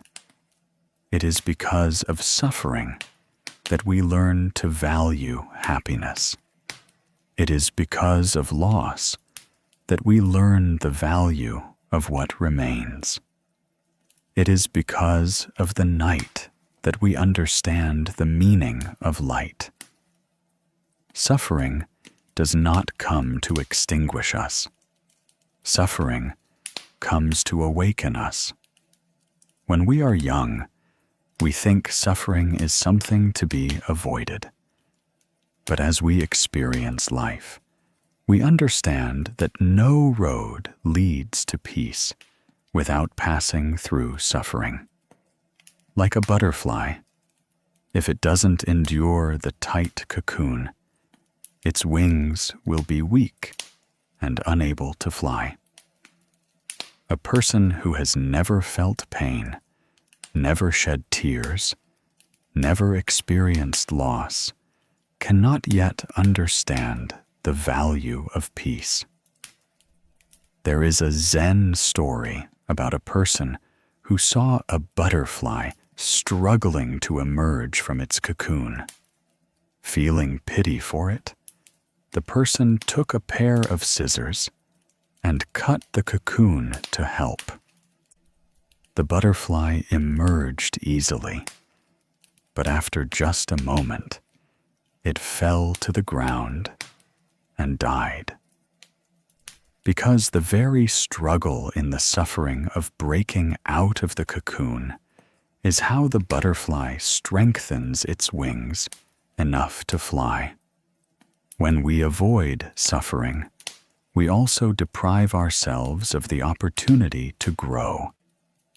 This life is a great school, and suffering is the most important lesson. Every pain is a class. Every loss is an exam. Whoever overcomes it will have a steadfast mind and an open wisdom. Whoever avoids it will repeat the suffering over and over again. No one can learn for another, and no one can suffer for another. Each person must walk through their own darkness to see the light. The Buddha taught that no one can save another. Only you can save yourself. When we encounter suffering, we often run to pray to the Buddha, asking for the suffering to end quickly. But the Buddha does not erase suffering. The Buddha only teaches the way to go through it. Like a teacher teaching a student to swim, the teacher cannot swim for them, but can only teach how to move their arms, how to breathe, how to not sink. Whether we sink or swim is up to us. Mr. Tu understood this. He did not ask the Buddha to bring his son back. He only prayed to the Buddha for the strength to live on, for enough compassion to love others, and for enough wisdom to understand that loss is only temporary. For everything is within the cycle of cause and effect. Some people lose a child and go mad. Some people lose a child and become devout Buddhists. The difference lies not in the circumstances, but in the mind. When the mind is clear, suffering becomes a teacher. When the mind is deluded, even joy becomes suffering. Many people have enough money and fame, but their minds are unsettled, so they still suffer. Meanwhile, some people have nothing but faith in the Buddha, yet they live in peace. Because peace or not depends on the mind, not the circumstances. One day, someone asked Mr. Tu, "Aren't you afraid of being lonely?" He smiled. "I am not lonely, because the Buddha is always in my heart." Those words brought tears to the listener's eyes, because a person who understands the path is never lonely. Even when they are alone, they still have the Buddha in their heart. Amidst the sea of suffering, they can still see the light of compassion. Suffering is unavoidable, but we can choose how to face it. Some let suffering wither them. Others let suffering make them shine. When we look at suffering with a resentful heart, we see life as unfair. But when we look at suffering with wisdom, we see it as a condition that helps us evolve. The Buddha taught, "If you want the lotus to bloom, you must accept the mud." Our lives are the same. Don't wish for a life without suffering. Wish for a heart big enough to embrace suffering and still smile. When we learn to accept suffering, it is no longer a burden, but becomes a precious lesson. Every day, Mr. Tu still sweeps the leaves in the temple courtyard, still recites the Buddha's name, still smiles gently. If anyone asks, he just says, "Each fallen leaf is a suffering that has fallen away. Each recitation of the Buddha's name is a moment of peace that is born." This simple sentence contains a profound truth. That is why the young people in the village often come to sit with him, to hear his stories, to learn how to live peacefully. He does not preach the Dharma, but the way he lives is the Dharma itself. Suffering is not here to defeat us. Suffering is here to awaken us. To awaken us from delusion, from greed and anger, from competition. When we know how to smile amidst suffering, we have learned the greatest lesson in life. We smile not because our suffering is gone, but because we understand that suffering is part of the path of practice. If one day you feel your heart is heavy, please remember that no suffering is forever. Everything is impermanent. Today we suffer. Tomorrow we may be at peace.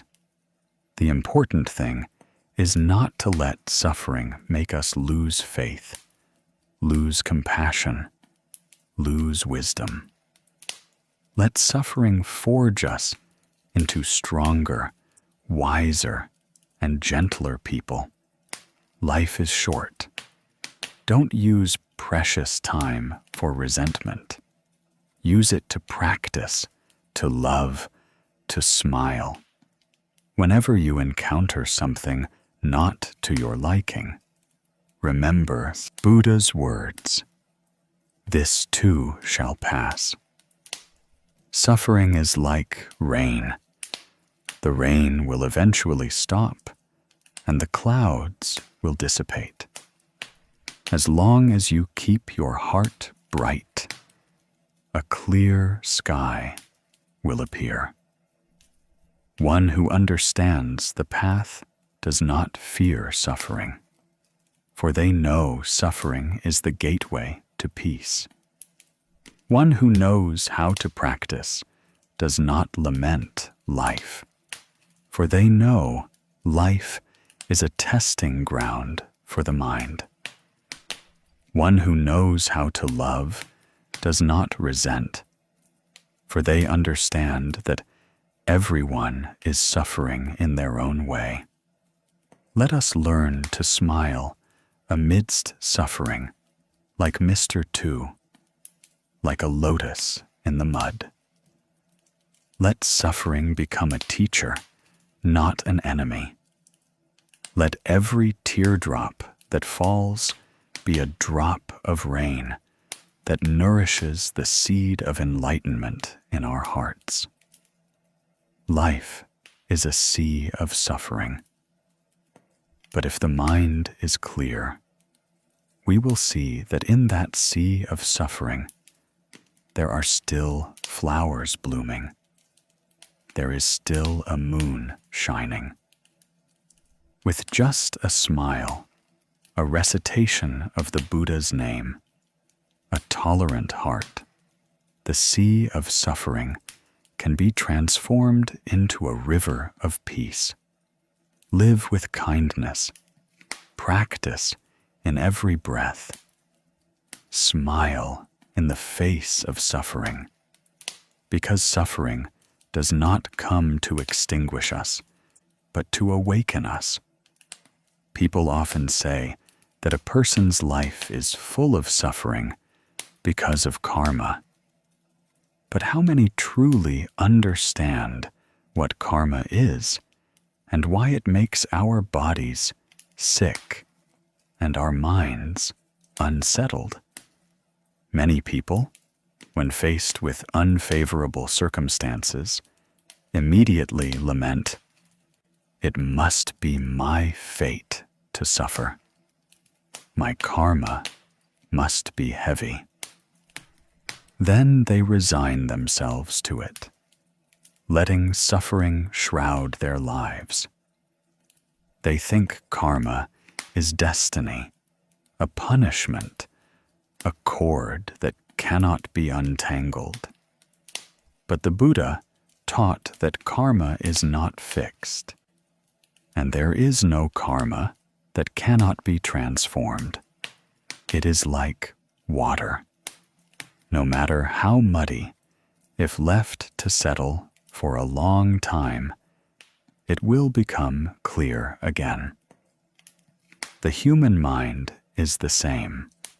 No matter how many mistakes it holds, if one knows how to repent and reform, the light of wisdom can still shine forth. The Buddha taught in the Anguttara Nikaya, karma is volition. What a person thinks, says, and does is all karma. This means that every action, every word, every thought is sowing a seed. If that seed is good, it sprouts into blessings. If that seed is bad, it gives rise to suffering. Karma is not something brought to us by someone else, nor is it ordained by the heavens. It is we who, day by day, are weaving the fabric of our own karma. And it is also we who can unravel it by changing from within our minds. When a person is suffering, they usually look for the cause outside. They blame others, blame life, even blame the heavens for being unfair. But few stop to look within themselves. Everything that comes to us today, whether good or bad, is the result of what we have sown before, either in this life or in a past one. But the Buddha did not teach us to be afraid of karma. He taught us to understand karma so we know how to transform it. Because to understand karma is to hold the key that opens the door to freedom. Someone might ask, if karma is the result of the past, how can it be changed? The Buddha smiled and taught, it is like salt dissolved in water.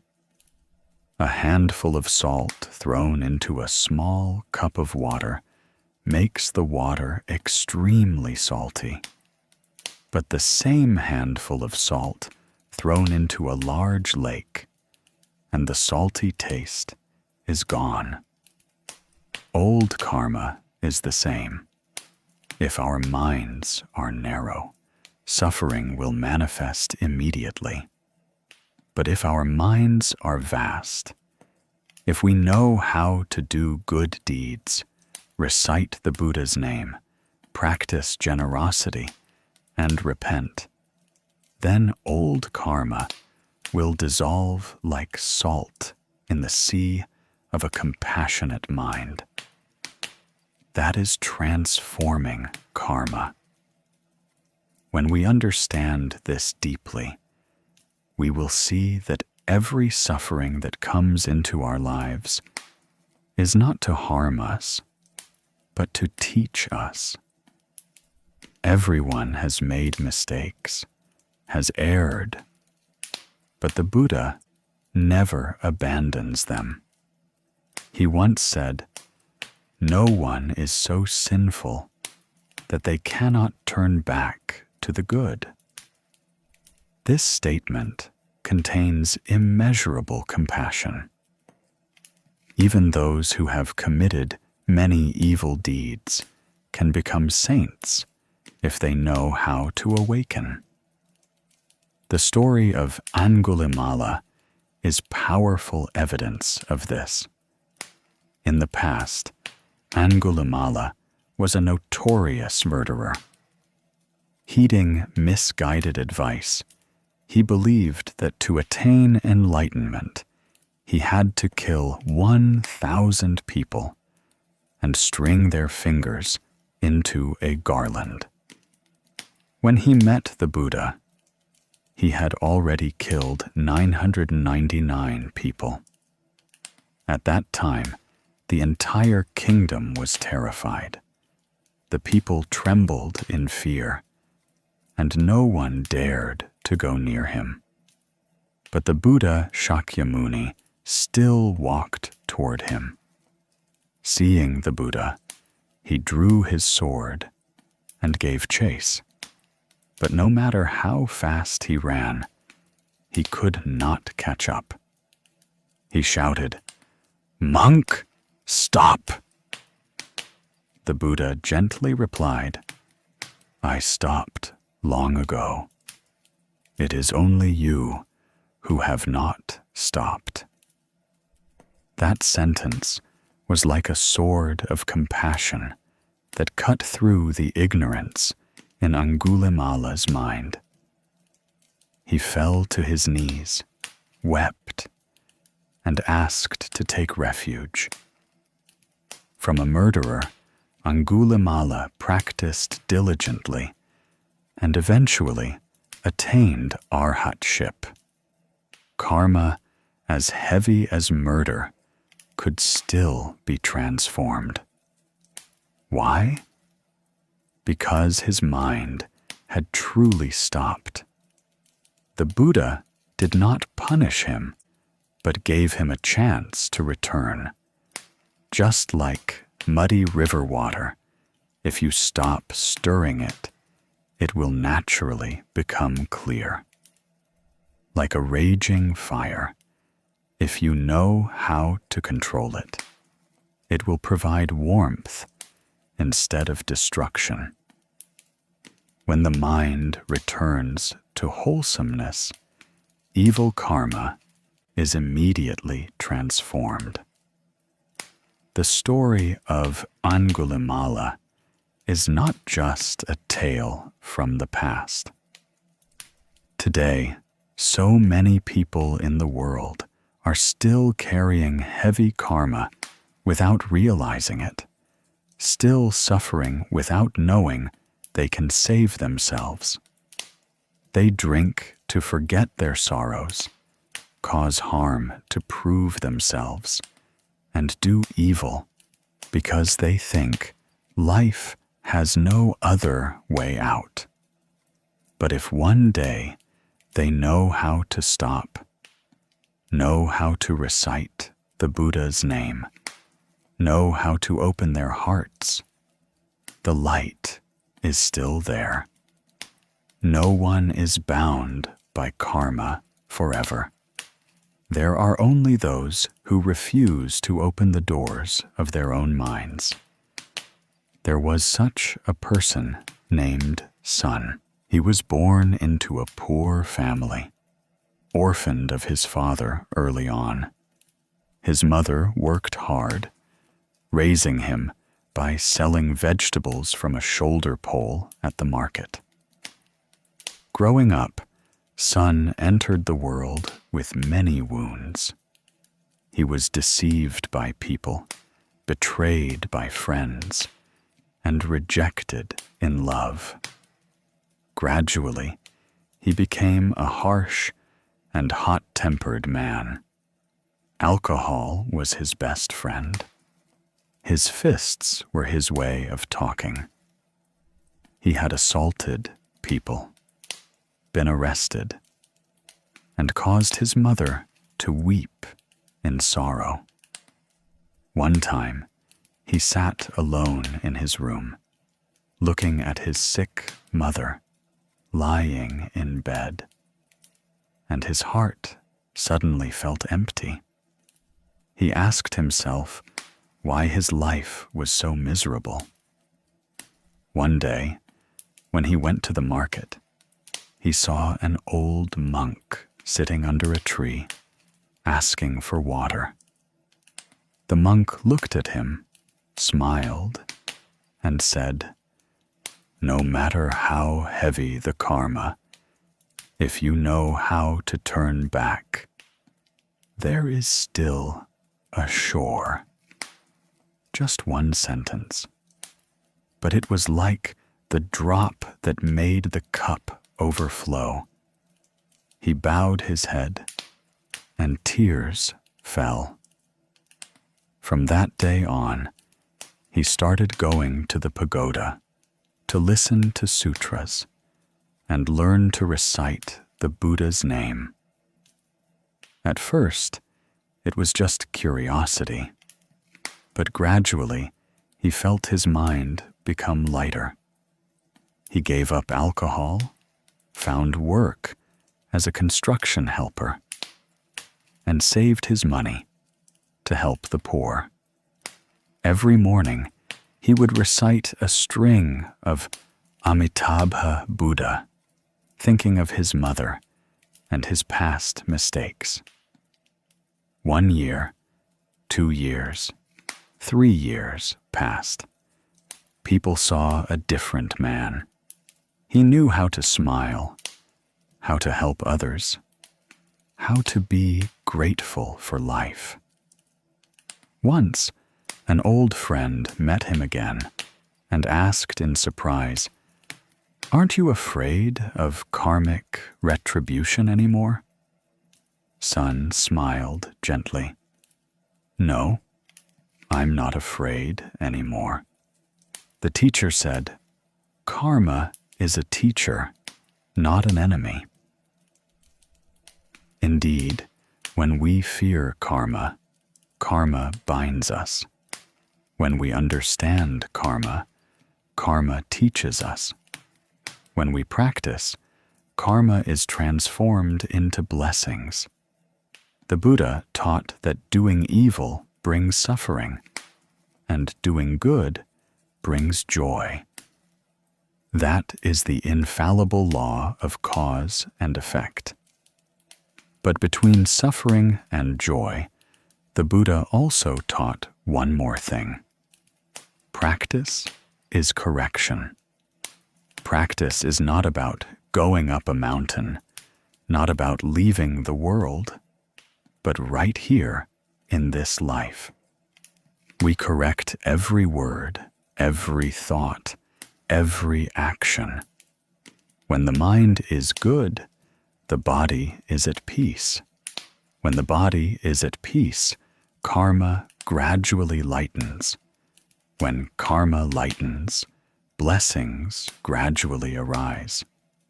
Many people don't believe this, thinking that blessings and karma are vague concepts. But if we look closely, we will see it clearly. A person who knows generosity has a light heart. A person who is often angry has a furrowed brow. A person who knows forgiveness sleeps peacefully at night. A person who often holds grudges has a perpetually unsettled heart. These are the manifestations of karma and blessings in every breath. If we want to transform our karma, don't just pray. Let's start with ourselves. Every wholesome thought creates a blessing. Every recitation of the Buddha's name calms the mind. Every act of helping others dissolves karma. Remember, transforming karma is not the work of spirits, but a transformation within the mind.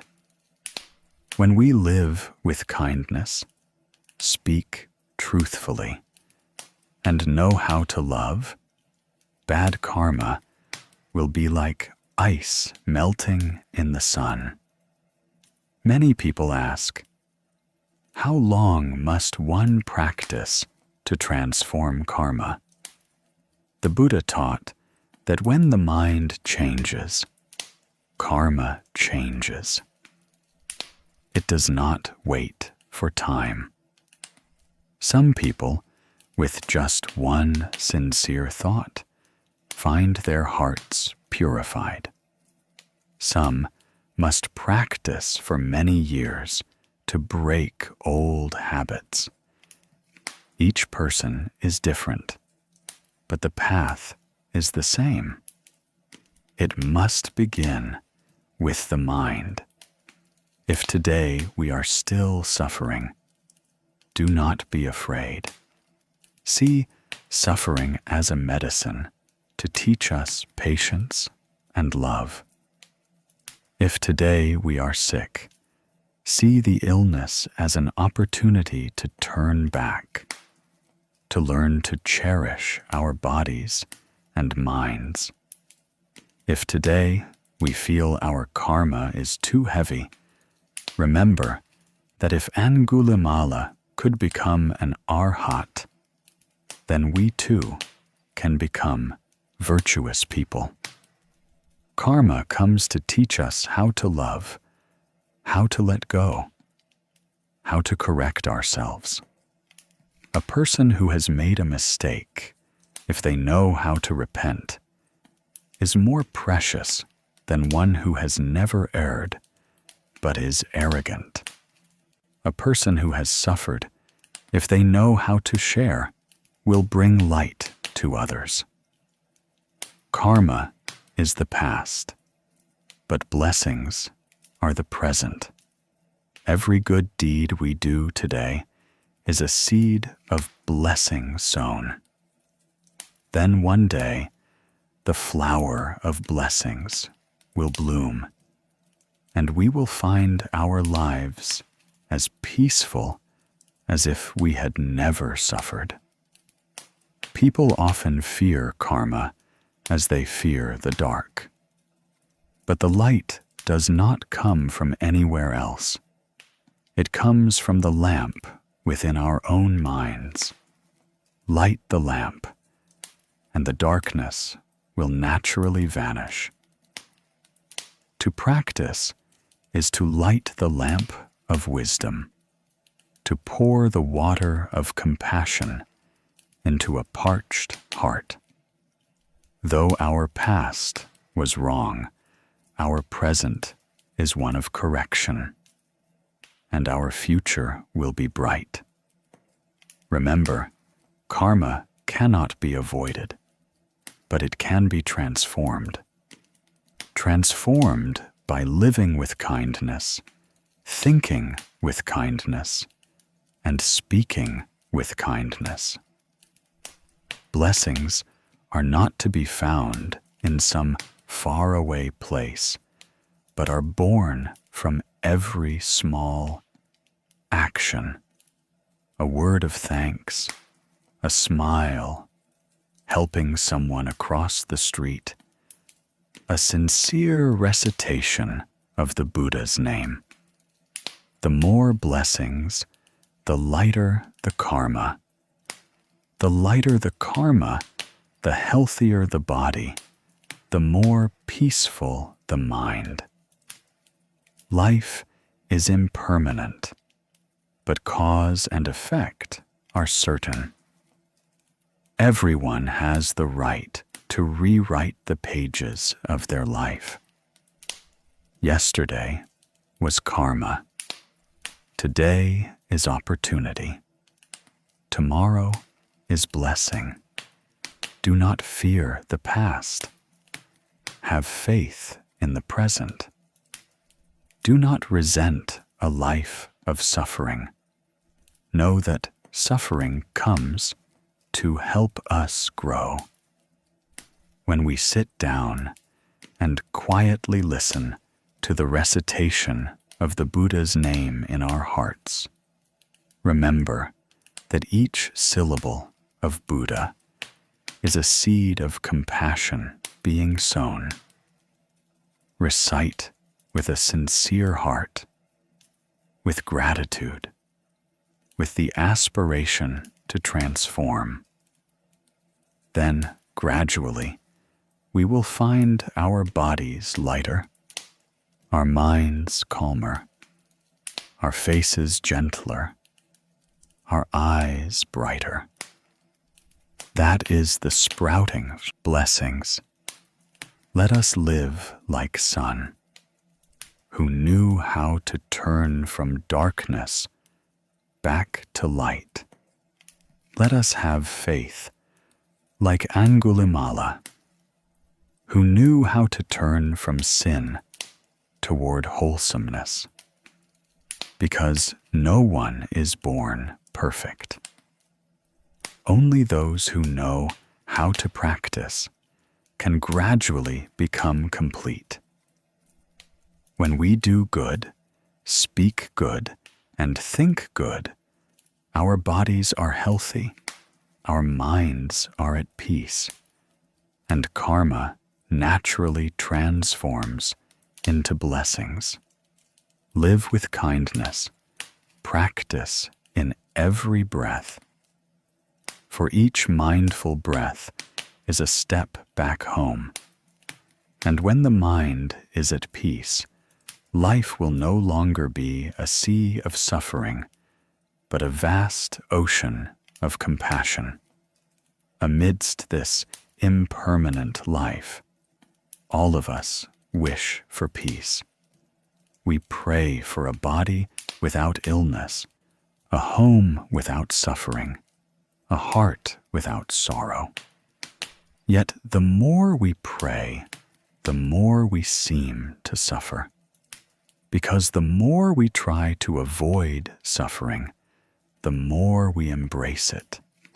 The more we want peace, the more unsettled we become.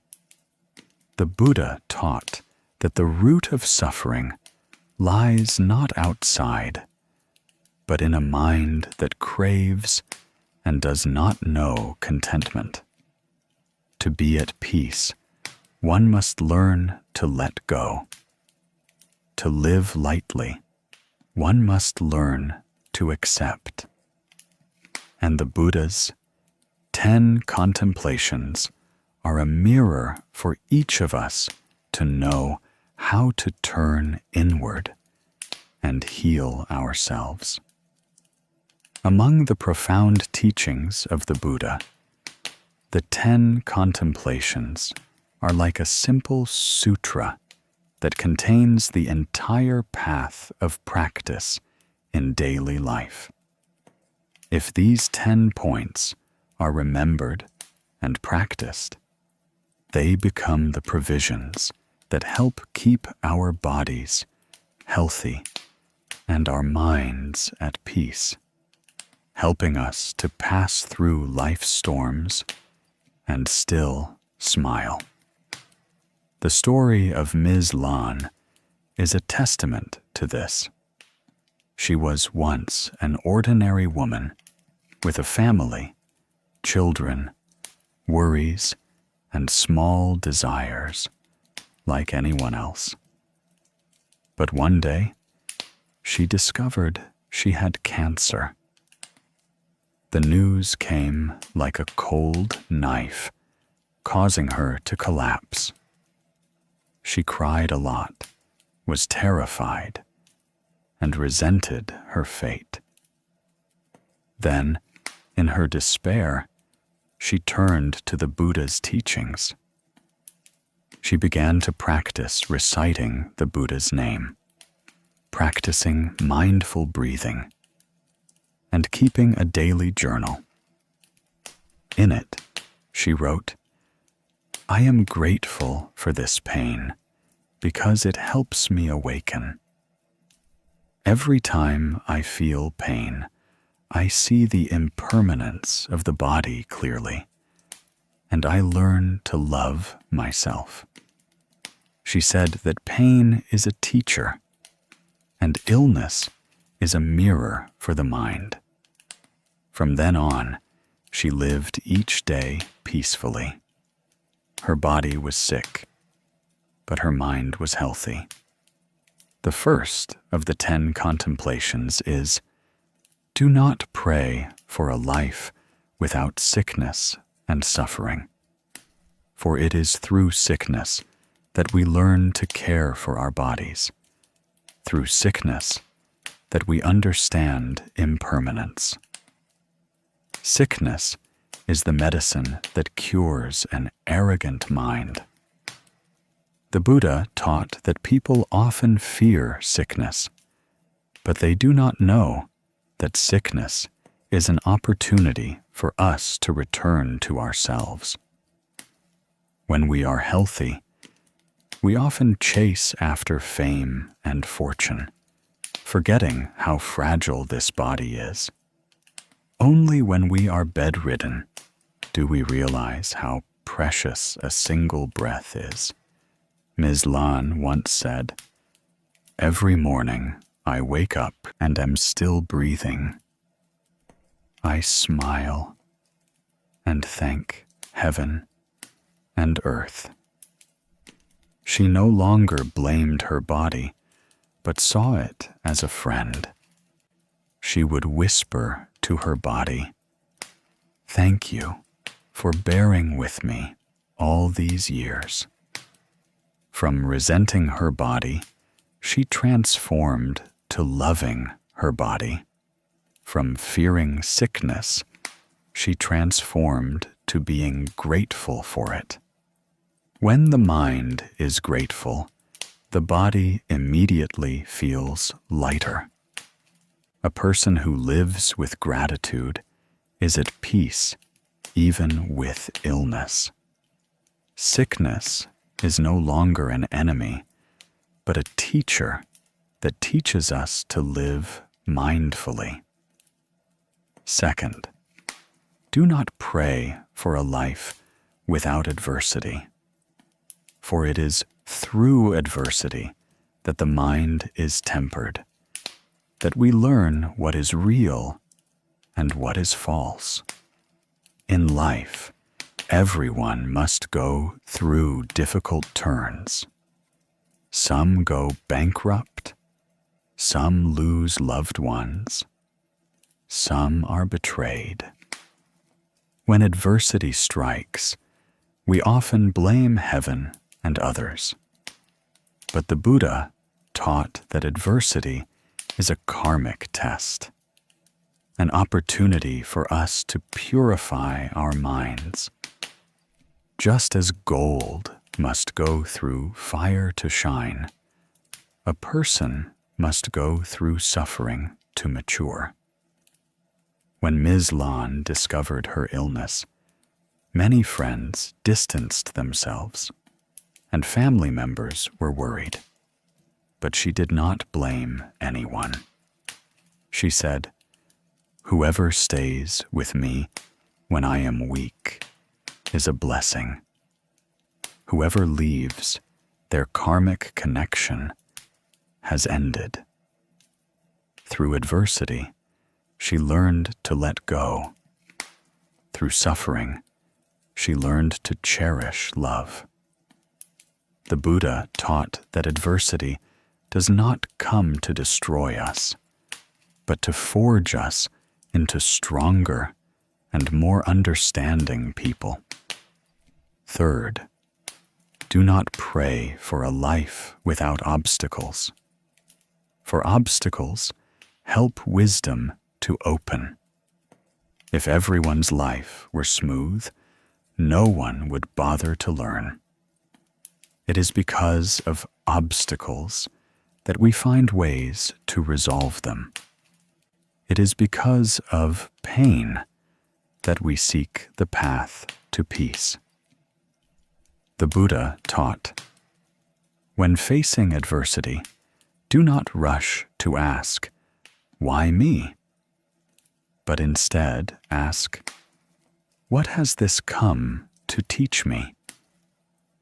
Ms. Lan once recounted that during her chemotherapy days, there were times the pain was so intense she couldn't breathe. She would just close her eyes and recite Amitabha Buddha, each sound harmonizing with her breath. She said, "The pain taught me mindfulness. If it weren't for the pain, I wouldn't have learned how to let go. Every obstacle is a lesson. When we no longer run away, but face it directly, wisdom naturally arises." Fourth, do not pray for favorable circumstances, for favorable circumstances easily give rise to arrogance. It is adversity that brightens the spiritual mind. People like favorable conditions and fear adverse ones. But the Buddha said that both favorable and adverse conditions are just causes and conditions. Favorable ones are for us to sow blessings. Adverse ones are for us to pay off karma. Both are necessary, just as a tailwind helps a boat go faster, but a headwind trains one to be a skilled rower. Ms. Lan had days where she felt like she died and came back to life, but through this adversity, she realized that happiness is not in being cured of the illness, but in a mind that knows contentment. When the mind knows contentment, one can find peace even amidst suffering. Fifth, do not pray for people not to oppose you, for no one can please everyone. Some people suffer their whole lives hoping others will understand them. But the Buddha taught that no one can ever fully understand another. People see us through their own karma, and we see them through ours. Ms. Lan recounted, "When I was sick, many people said I was superstitious for constantly reciting the Buddha's name. I just smiled. Everyone has their own path, as long as one's heart is at peace." From then on, she no longer argued. She understood that silence is also a form of practice. Silence is golden. It preserves virtue. When we no longer need anyone's understanding, our hearts naturally become light. Sixth, do not pray for a career without obstacles. For without obstacles, the spiritual mind does not grow. People often think that success is having everything go smoothly. But if everything were easy, people would become arrogant. The more obstacles we encounter, the more we learn patience, and the more clearly we see the strength of our minds. The Buddha once taught, "Without suffering, there is no practice."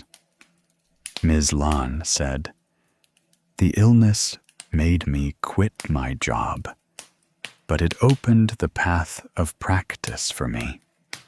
She taught people to recite the Buddha's name and wrote letters of thanks to those who had once made her sad.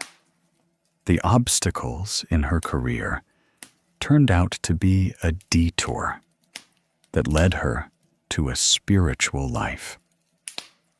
Every loss has meaning if we know how to see it with the eye of wisdom.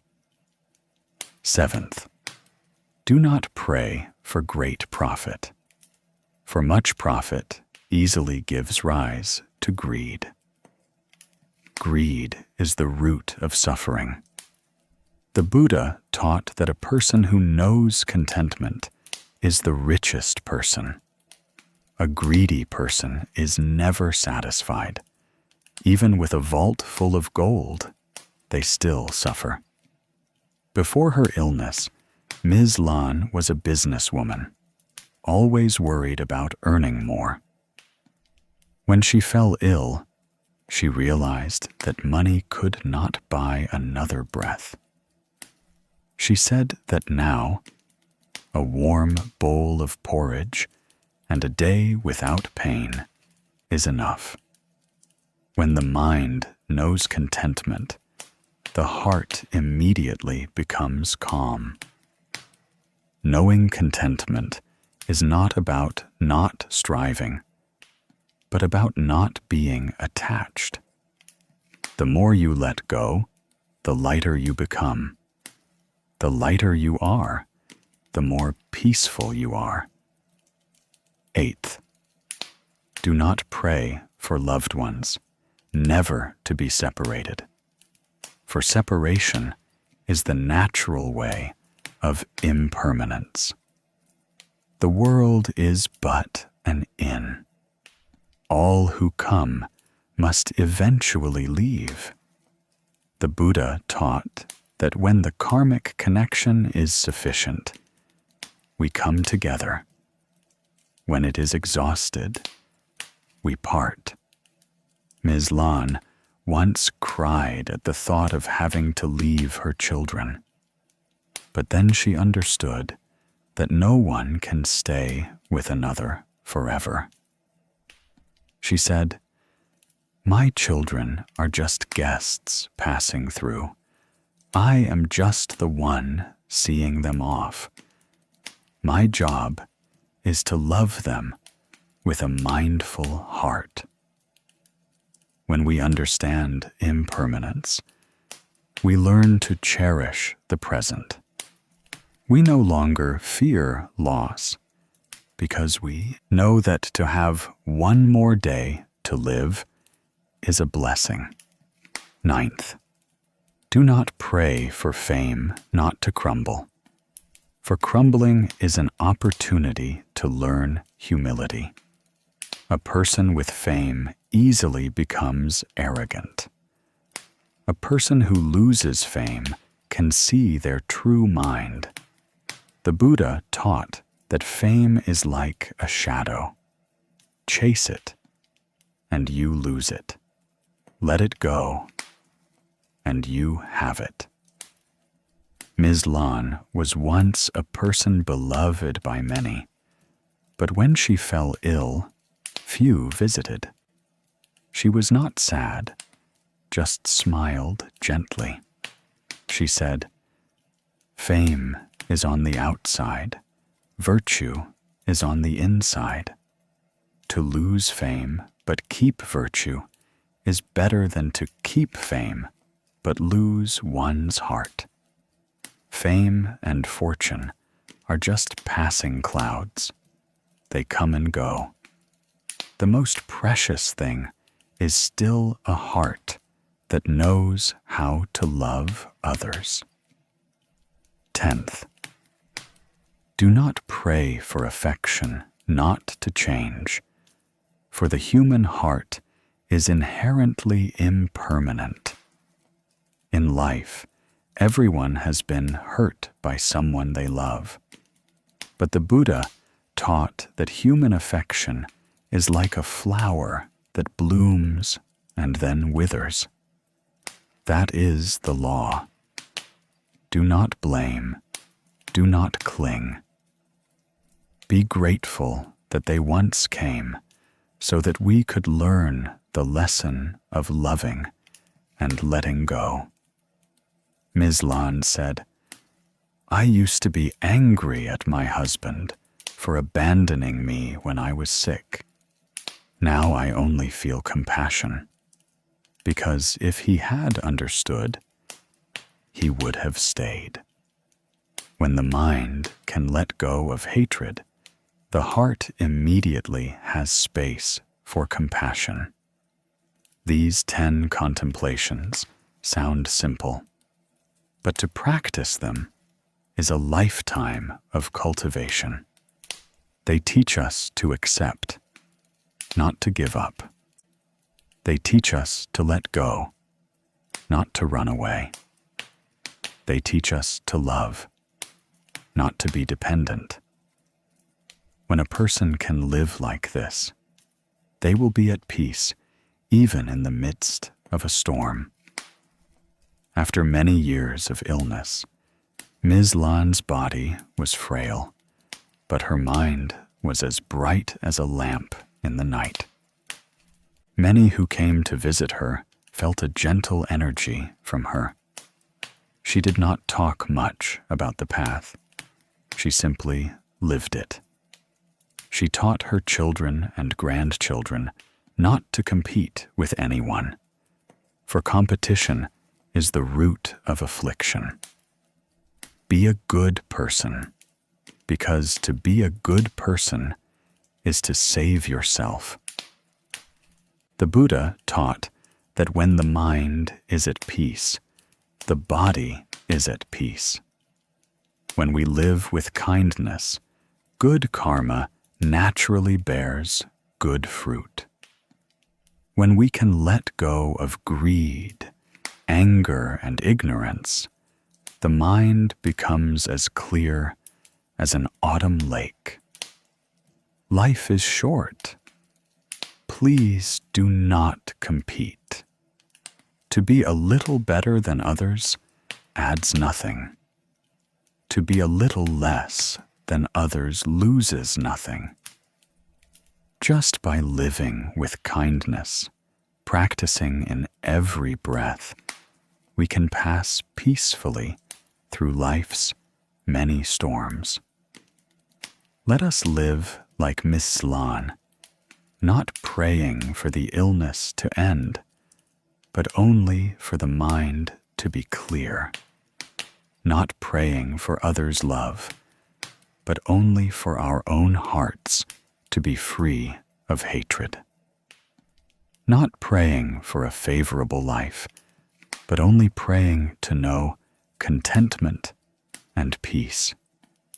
Remember, the 10 contemplations are not just teachings, but a boat that carries us from the shore of suffering to the shore of peace. If every day we read one, remember one, and practice one, our bodies will be healthy, our minds will be at peace, and our blessings will be immeasurably vast. Live with kindness. Practice in every breath, so that every moment we have left here is a lesson in love and mindfulness. In this life, things do not always happen as we wish. There are times when, despite our best efforts, we cannot keep the person we love.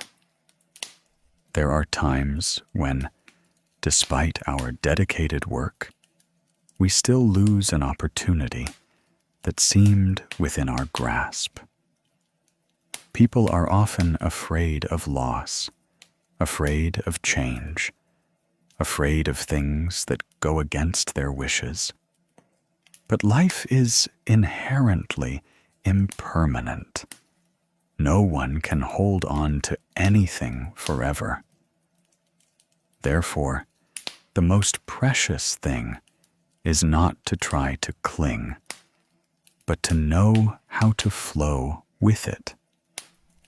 This is the mind of following conditions that the Buddha taught. A person who knows how to follow conditions is not someone who gives up and resigns themselves to fate. They are people who clearly understand that all phenomena arise from causes and conditions. When the conditions are present, things come. When the conditions cease, things go. There is no need to long for what comes, and no need to regret what leaves.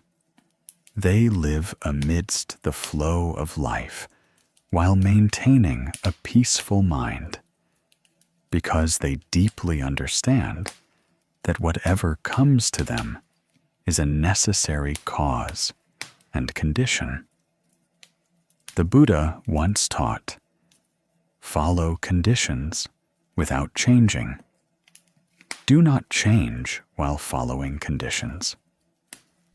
This means that amidst the myriad changes of life, we can still maintain a calm mind, unmoved by storms, but also not rigidly resisting the flow of life.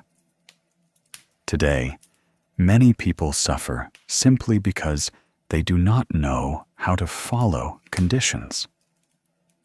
When faced with something undesirable, they complain, blaming life for being unfair, blaming others for not loving them, blaming fate for being cruel. The more they blame, the more they suffer, The more they cling, the more they get hurt. They do not know that it is their own attachment and clinging that makes them weary. But when one knows how to flow with things, the mind becomes as light as a cloud, and the heart as calm as water. Following conditions is not weakness, it is a form of wisdom. A person who follows conditions knows that every event has a cause, has its karma. Resisting karma only brings more pain. Flowing with karma is precisely how we resolve our karmic connections. The story of Mr. Tuan is a testament to this. Mr. Tuan was a man in his 40s with a small family, a gentle wife, and well-behaved children. He had worked for a company for nearly 10 years, always diligent and dedicated. But during a round of layoffs, he was let go. The day he held the termination letter in his hands, tears fell without him understanding why. It felt as if the sky had collapsed. So many years of dedication only to be cast aside. He felt it was unfair, felt indignant, felt that life was too harsh. He blamed his boss for being heartless, blamed fate for mocking him, and even blamed himself for not being good enough to keep his position. In the days that followed, he fell into a deep silence. He didn't want to leave the house in the morning and didn't feel like talking to anyone in the evening. Day after day, he lived like a soulless person. Until one afternoon, his wife invited him to go to the pagoda. At first, he refused, but then he thought he might as well go to lighten his heart. At the pagoda, he sat in the main hall, looking at the silent Buddha statue amidst the incense smoke. A gentle breeze blew, the bell chimed, and the abbot was giving a Dharma talk. The teacher said, "Life is a river that flows endlessly. There are turns we do not expect. If we try to row upstream, we only become more tired. We must learn to follow the current while keeping a firm hand on the rudder. That is following conditions without giving up." That sentence struck Mr. Tuan's heart like an arrow. He suddenly realized that all this time he had only been complaining without understanding that losing his job was also a part of his conditions. Perhaps his karmic connection with that company had ended. So even if he tried to hold on, it was not possible. But who knew? Maybe losing his job would open another door. The Buddha taught that when one door closes, it means that karmic connection is complete. Don't stand forever before the closed door and forget the many other doors that are waiting. From that day on, he began to change. He no longer complained, no longer tormented himself. He spent time walking and chanted a sutra every morning. Every time he chanted, he remembered the teacher's words. Following conditions does not mean abandoning responsibility, but doing one's best and then letting go of the outcome without forcing it. A few months later, an old friend called and invited him to pool funds to open a small coffee shop. At first, he hesitated, but then he thought that perhaps this was a new condition. He accepted, and unexpectedly, the small coffee shop was beloved by customers. He had more time for his family and lived a more relaxed life than before. As he sat making coffee, hearing the distant sound of the temple bell, he smiled. He understood that losing his job was not an end, but the beginning of a new journey. The story of Mr. Tuan helps us understand that following conditions is about accepting what is happening without complaining or resisting. When we know how to follow conditions, our hearts are calm and our minds are clear. Following conditions is not about letting fate lead the way, but about using wisdom to merge with the flow of life while keeping an unchanging mind. The Buddha taught, follow conditions without changing, meaning the mind is not moved by circumstances. Do not change while following conditions means that while maintaining a virtuous mind, one knows how to act flexibly according to the times. That is the art of living in the world without being swept away by it.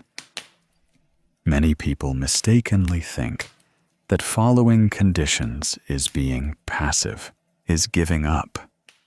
In truth, a person who knows how to follow conditions is the bravest person, because they dare to face the truth, dare to accept impermanence. They know that everything in life has its time, all formed by causes and conditions. When the conditions are sufficient, the flower will bloom. When the conditions cease, the flower will wither. One cannot force a flower to stay fresh forever, nor is there a need to be sad when the flower falls. Simply cherishing the moment the flower is blooming, that itself is happiness. A person who knows how to follow conditions is one who understands karma. When they encounter adversity, they do not complain to the heavens, because they know it is the fruit of past karma. They calmly accept it and sow new wholesome seeds. A person who does not understand the path will complain. A person who understands the path will live according to conditions. When happy, they are grateful. When sad, they learn. When they have, they share. When they lose, they let go. In this way, no matter the circumstances, they do not suffer. Once, a Buddhist devotee asked a Zen master, "Master, I live a good life, so why do I still encounter so much misfortune?" The master smiled. Living a good life is sowing good seeds, but your old seeds have not been fully repaid, so the old fruits still arrive. Follow the conditions and repay them. Do not complain, because once it is repaid, the good fruit will come. Upon hearing this, the person shed tears, because often we think that living a good life will immediately bring good things. But karma is never wrong. It is just that the time has not yet come. If we know how to follow conditions, we will not suffer from waiting, nor will we resent our losses. Following conditions is also about having deep faith in karma. When faced with something undesirable, ask yourself, what cause and condition brought me here? If you see it clearly, your heart will be at peace. If you cannot see it, just calmly do good deeds, and everything will naturally become clear. There is a saying, when the water is clear, the moon naturally appears. When the mind is wholesome, wisdom naturally opens. In life, there are people who, the more they try to hold on, the more they lose. The more they want things their way, the more they suffer. This is because they do not yet understand that everything is formed by a confluence of conditions. Like a river, water flows only when there is one. Mountains, earth, and wind. Lacking one condition, the river will run dry. Trying to resist conditions is no different from wanting water to flow up a mountain. The more you try, the more you suffer. The more you yield, the more peaceful you become. The Buddha taught, to know contentment is wealth. To know letting go is peace. To know how to follow conditions is wisdom. A person who knows how to follow conditions usually lives very lightly. They do not calculate too much, nor do they let their hearts be bound by gains and losses. When they gain, they are grateful. When they lose, they smile. They understand that gain and loss are just two sides of the same coin. Today may be favorable, tomorrow adverse, but the mind remains one. Therefore, they always have a profound joy. A person who lives according to conditions is not uncaring. It is because they have understood that nothing is forever. Joy, sorrow, success, failure are all like clouds passing across the sky. The wind blows, the clouds dissipate, but the sky remains blue.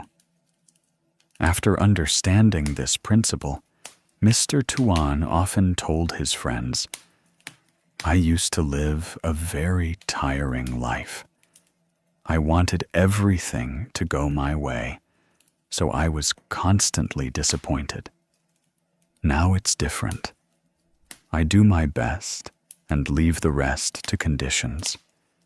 If the conditions are there, it will succeed. If not, so be it. But my mind is always light. Whenever a customer came to his shop, he would still tell his life story as a reminder. Don't be afraid of loss, because loss is just a change in the form of conditions. Old conditions close, new conditions open. Follow the conditions, and your heart will naturally be at peace. Indeed, to live according to conditions is to learn to smile in the face of adversity. When someone hurts us, think that they are helping us repay our karma. When work doesn't go as planned, think that it's an opportunity for us to learn patience.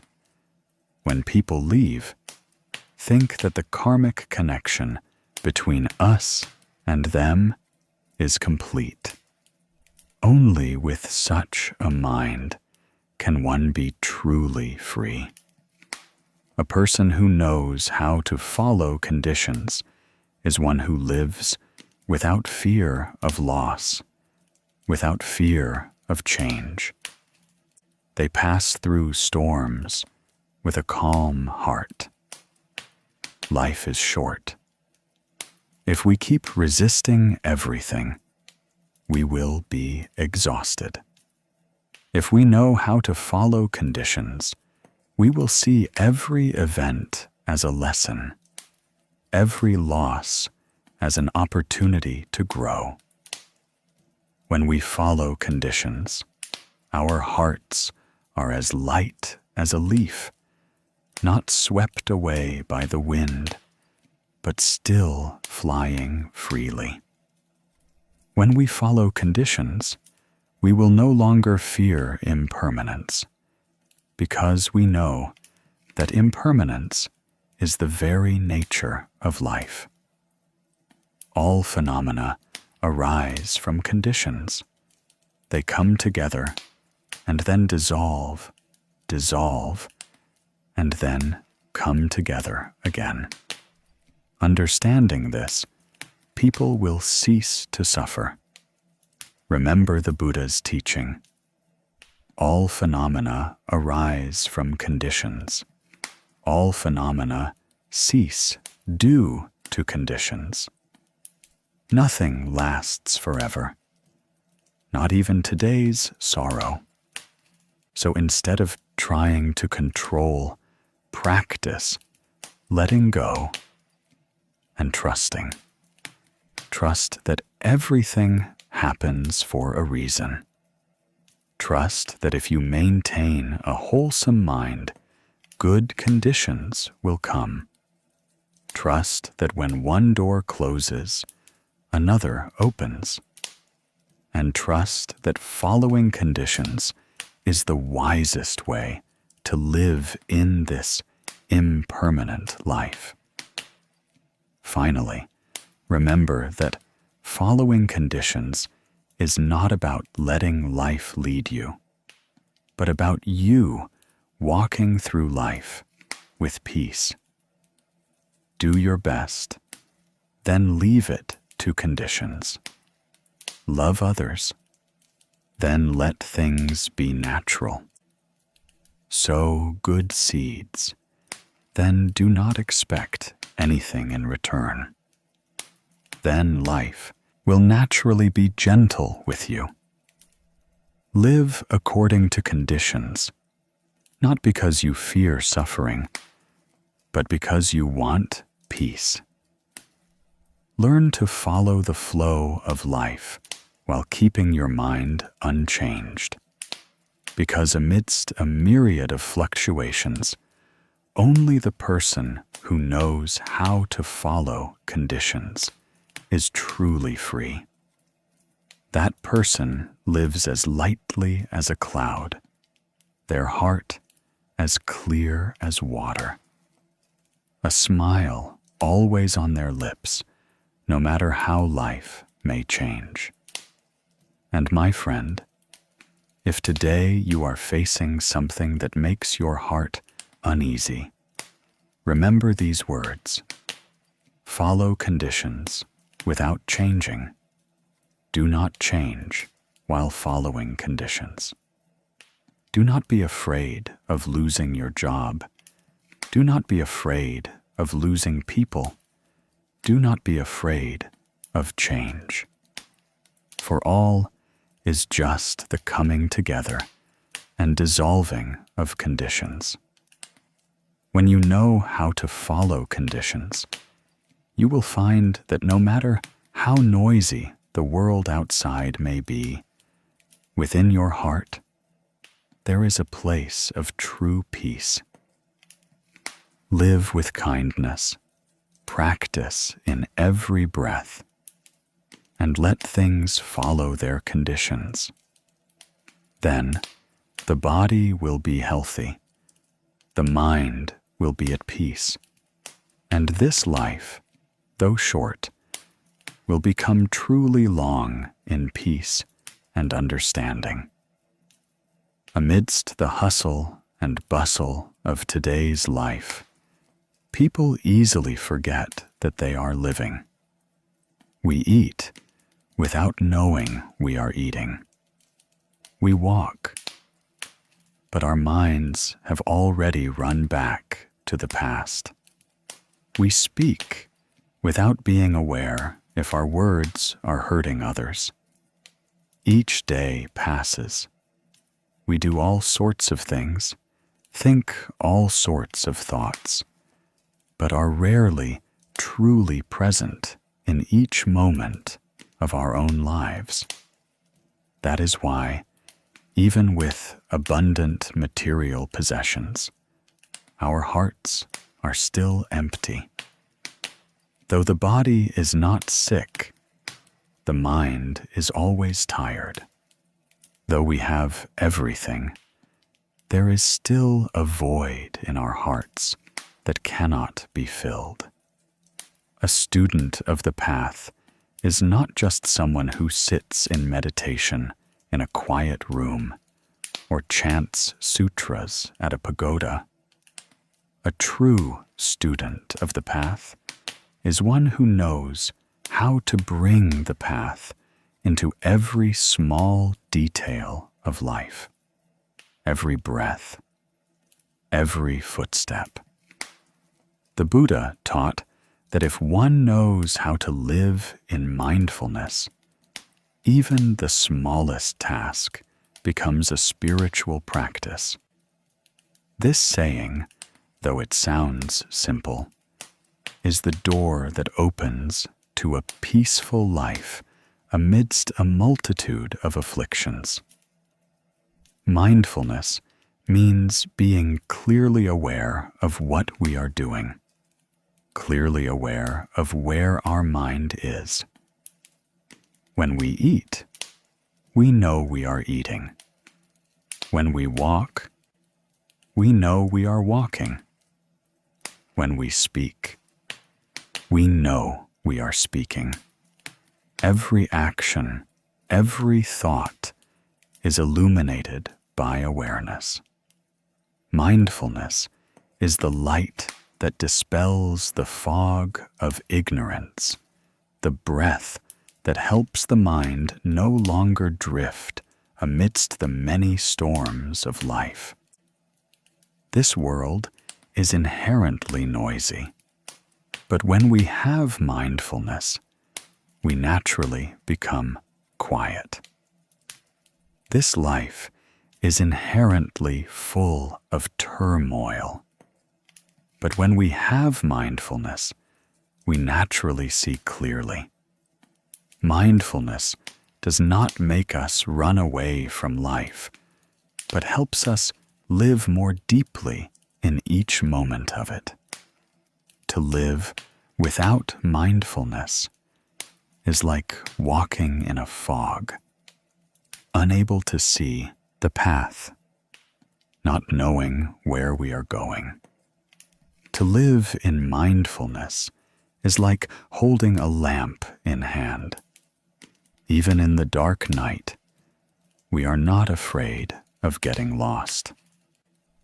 Many people think that practicing means going to a pagoda, chanting sutras, and striking a wooden fish. But in reality, practice is right in the act of washing dishes, sweeping the house, cooking rice, going to the market, talking, smiling, and interacting with others. If in each of these actions our minds are settled and our bodies are aware, then every worldly affair becomes a matter of the path. The Buddha asked, "Where is the mind at peace?" That place is the Bodhimanda, place of enlightenment. This one sentence is enough for us to understand that practice is not in form, but in our own minds. A person who knows how to live in mindfulness is one who knows how to stop to listen to oneself, to stop to feel the breath coming in and going out, to stop to see that happiness is not somewhere thrown away, but in every small thing that is happening.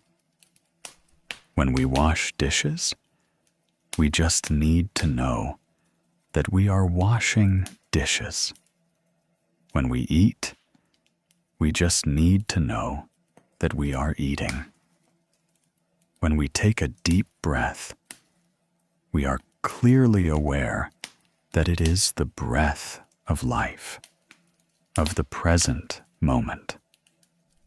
A Zen master once said, "When washing dishes, just wash dishes. When eating, just eat. When walking, just walk. If while washing dishes you think about eating, if while eating you think about work, then you are losing yourself."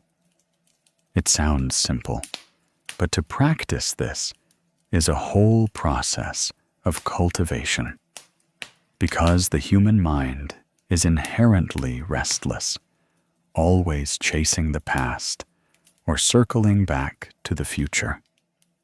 So, to practice mindfulness is to learn how to come back to the body, to the mind, to the present. The story of Ms. Hugh, a vegetable seller at a small market, is a simple yet profound testament to a person living in mindfulness. She was a woman in her 50s who had been through many hardships in life.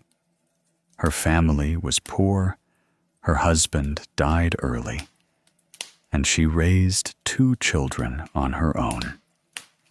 The life of a market vendor is inherently difficult, with buyers and sellers, laughter and conversation mixed with arguments, rarely quiet. But amidst that clamor, Ms. Hugh was unusually calm.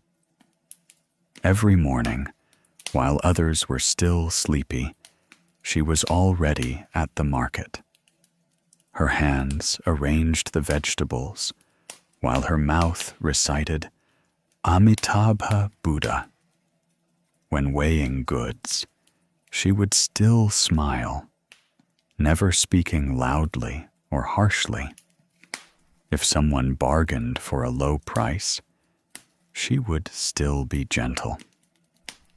All right, selling it to you is also a karmic connection. If someone intentionally spoke harshly, she would just bow her head and say, "I hope you are happy." Someone once asked her, "Why are you so gentle? It's easy for people to bully you." She just smiled kindly. "I am practicing while selling vegetables."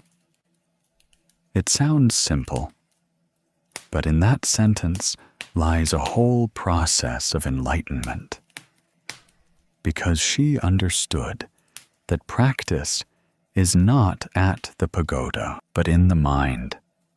She knew that if the mind is at peace, everything becomes a spiritual practice. Every bunch of vegetables she arranged, every word she uttered was an opportunity to cultivate herself. Reciting the Buddha's name in the market is not easy, but she could do it because she knew that each sound of Amitabha Buddha was a breath of peace. People often think that one can only meditate when sitting still. But in reality, one can also meditate while walking, speaking, and working. Meditation is not about sitting motionless, but about the mind not being scattered. When our mind is fully present in this moment, that is meditation. When we are grateful for every small thing that is happening, that is meditation. When we look at a person with eyes of understanding and love, that is meditation.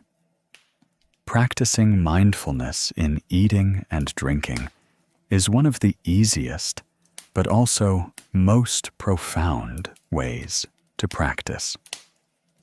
When we eat, let's look at the bowl of rice as a miracle. That bowl of rice is not just rice, but the sweat of farmers, the light of the sun, the rain from the sky, and the effort of so many people who have contributed. When eating, if we know how to appreciate and savor it, then every meal is a meditation. No need for anything profound, just the awareness that we are eating, living, breathing. Practicing mindfulness in speech is the way to keep the mind pure. Words carry powerful energy. They can save people, and they can also cause harm. When we speak with mindfulness, we are not hasty, not reactive, but speak from a compassionate heart. The Buddha taught that words like sweet honey make others happy, while words like sharp swords cause others pain. Therefore, before speaking, pause, take a breath, and ask yourself, is this necessary to say? Will it bring peace? If not, smile and remain silent. Silence is also a form of practice. Practicing mindfulness at work is living wholeheartedly in the present, whether the task is big or small. As long as we put our whole heart into it, without rushing, without seeking praise or blame, that is practice. A person who knows how to work with mindfulness is one who does not let their mind waver with the results. They do their best and then let go, not clinging to gains or losses, not comparing themselves to others. Because when we act with mindfulness, every action is a seed of peace. Someone once asked a monk, "Master, I'm too busy. I have no time to practice." The monk smiled gently. If you are breathing, you still have time to practice. That is the truth, because mindfulness does not require separate time. It is the breath we are inhaling, the step we are taking, the smile we are giving. Practice is not a grand affair. It is about whether we are living with awareness or not. Many people search for peace in faraway places, for enlightenment on high mountains, forgetting that peace only comes when we return to ourselves. People endlessly search for a path to liberation, while that path is always right under their feet. Every morning upon waking, we can recite the Buddha's name while washing our faces. When on the road, we can keep our minds calm while looking at the traffic. When working, we can take a deep breath to remember that we are alive. Just by doing that, we are already practicing. This world does not lack talented people, but it lacks people who know how to live slowly.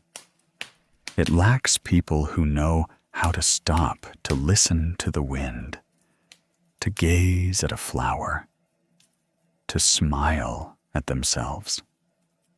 A person who lives in mindfulness is one who knows that happiness comes not from how much we have, but from being fully present in each moment. When the mind is at peace, the scenery is naturally peaceful. When the mind is clear, the path is naturally clear. There are not many people like Ms. Hugh who practice while selling vegetables, but it is they who are the silent lamps that illuminate life. They don't need to speak of the path because their lives are the path. They don't need to give sermons because their every action is a sermon. A person who knows how to practice in every small task is one who is living with wisdom. A person who knows how to keep their mind calm in the middle of the marketplace is one who is in a state of meditation. If everyone could bring mindfulness into their lives, this world would be different.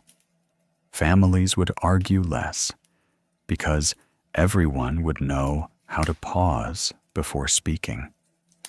Society would have less resentment because everyone would know how to put themselves in others' shoes.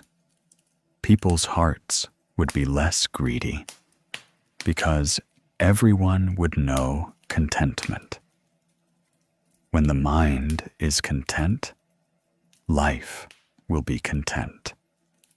When the mind is at peace, life will be at peace. A person with mindfulness is one who no longer chases after gains and losses, because they know that all gains and losses, prosperity and decline, are just the coming together and dissolving of conditions. A person with mindfulness does not complain about adversity, because they understand that every adversity is a lesson. A person with mindfulness knows how to be grateful even in suffering, because they see suffering as the teacher that helps them grow. Ms. Hugh once said something that moved many people. I don't know how to chant many sutras. I only know how to sell vegetables and recite the Buddha's name. But I find my heart is very light. Every day I get to recite the Buddha's name, to smile, to live in peace. That's enough. That sentence sounds so simple, but it is wisdom itself. Because wisdom lies not in lofty words, but in a soul that knows how to live authentically. A person's life can be wealthy, can be famous, but if it lacks mindfulness, they will still be lost. Conversely, even if poor and suffering, if one has mindfulness, one can still have joy and peace. Mindfulness is the boat that helps us cross the sea of suffering, the lamp that illuminates the path in the dark night, the breath that helps us return to ourselves. If one day you feel weary in your heart, just sit down, close your eyes, breathe deeply, and say silently, I am breathing. I am living. I am here. Just by doing that, you have begun to practice. When your mind returns to your breath, all afflictions will naturally subside. When you are grateful for the present, suffering will naturally dissolve. Because happiness comes not from what we have, but from knowing how to cherish what we have. Remember that practice is not far away. Practice is when you know how to smile at life. Practice is when you know how to forgive others. Practice is when you know how to love yourself. Practice is when you know how to speak kind words, do good deeds, and think good thoughts. Practice is when you live in mindfulness, not chasing the past, not worrying about the future, but just being present in this moment. Live with kindness. Practice in every breath, because every breath is a miracle. Every footstep is a Buddha land. When you eat with mindfulness, speak with mindfulness, and work with mindfulness, then your whole life becomes a living sutra. A person who can live like that will have a light and peaceful body, a clear and bright mind, and a naturally joyful life.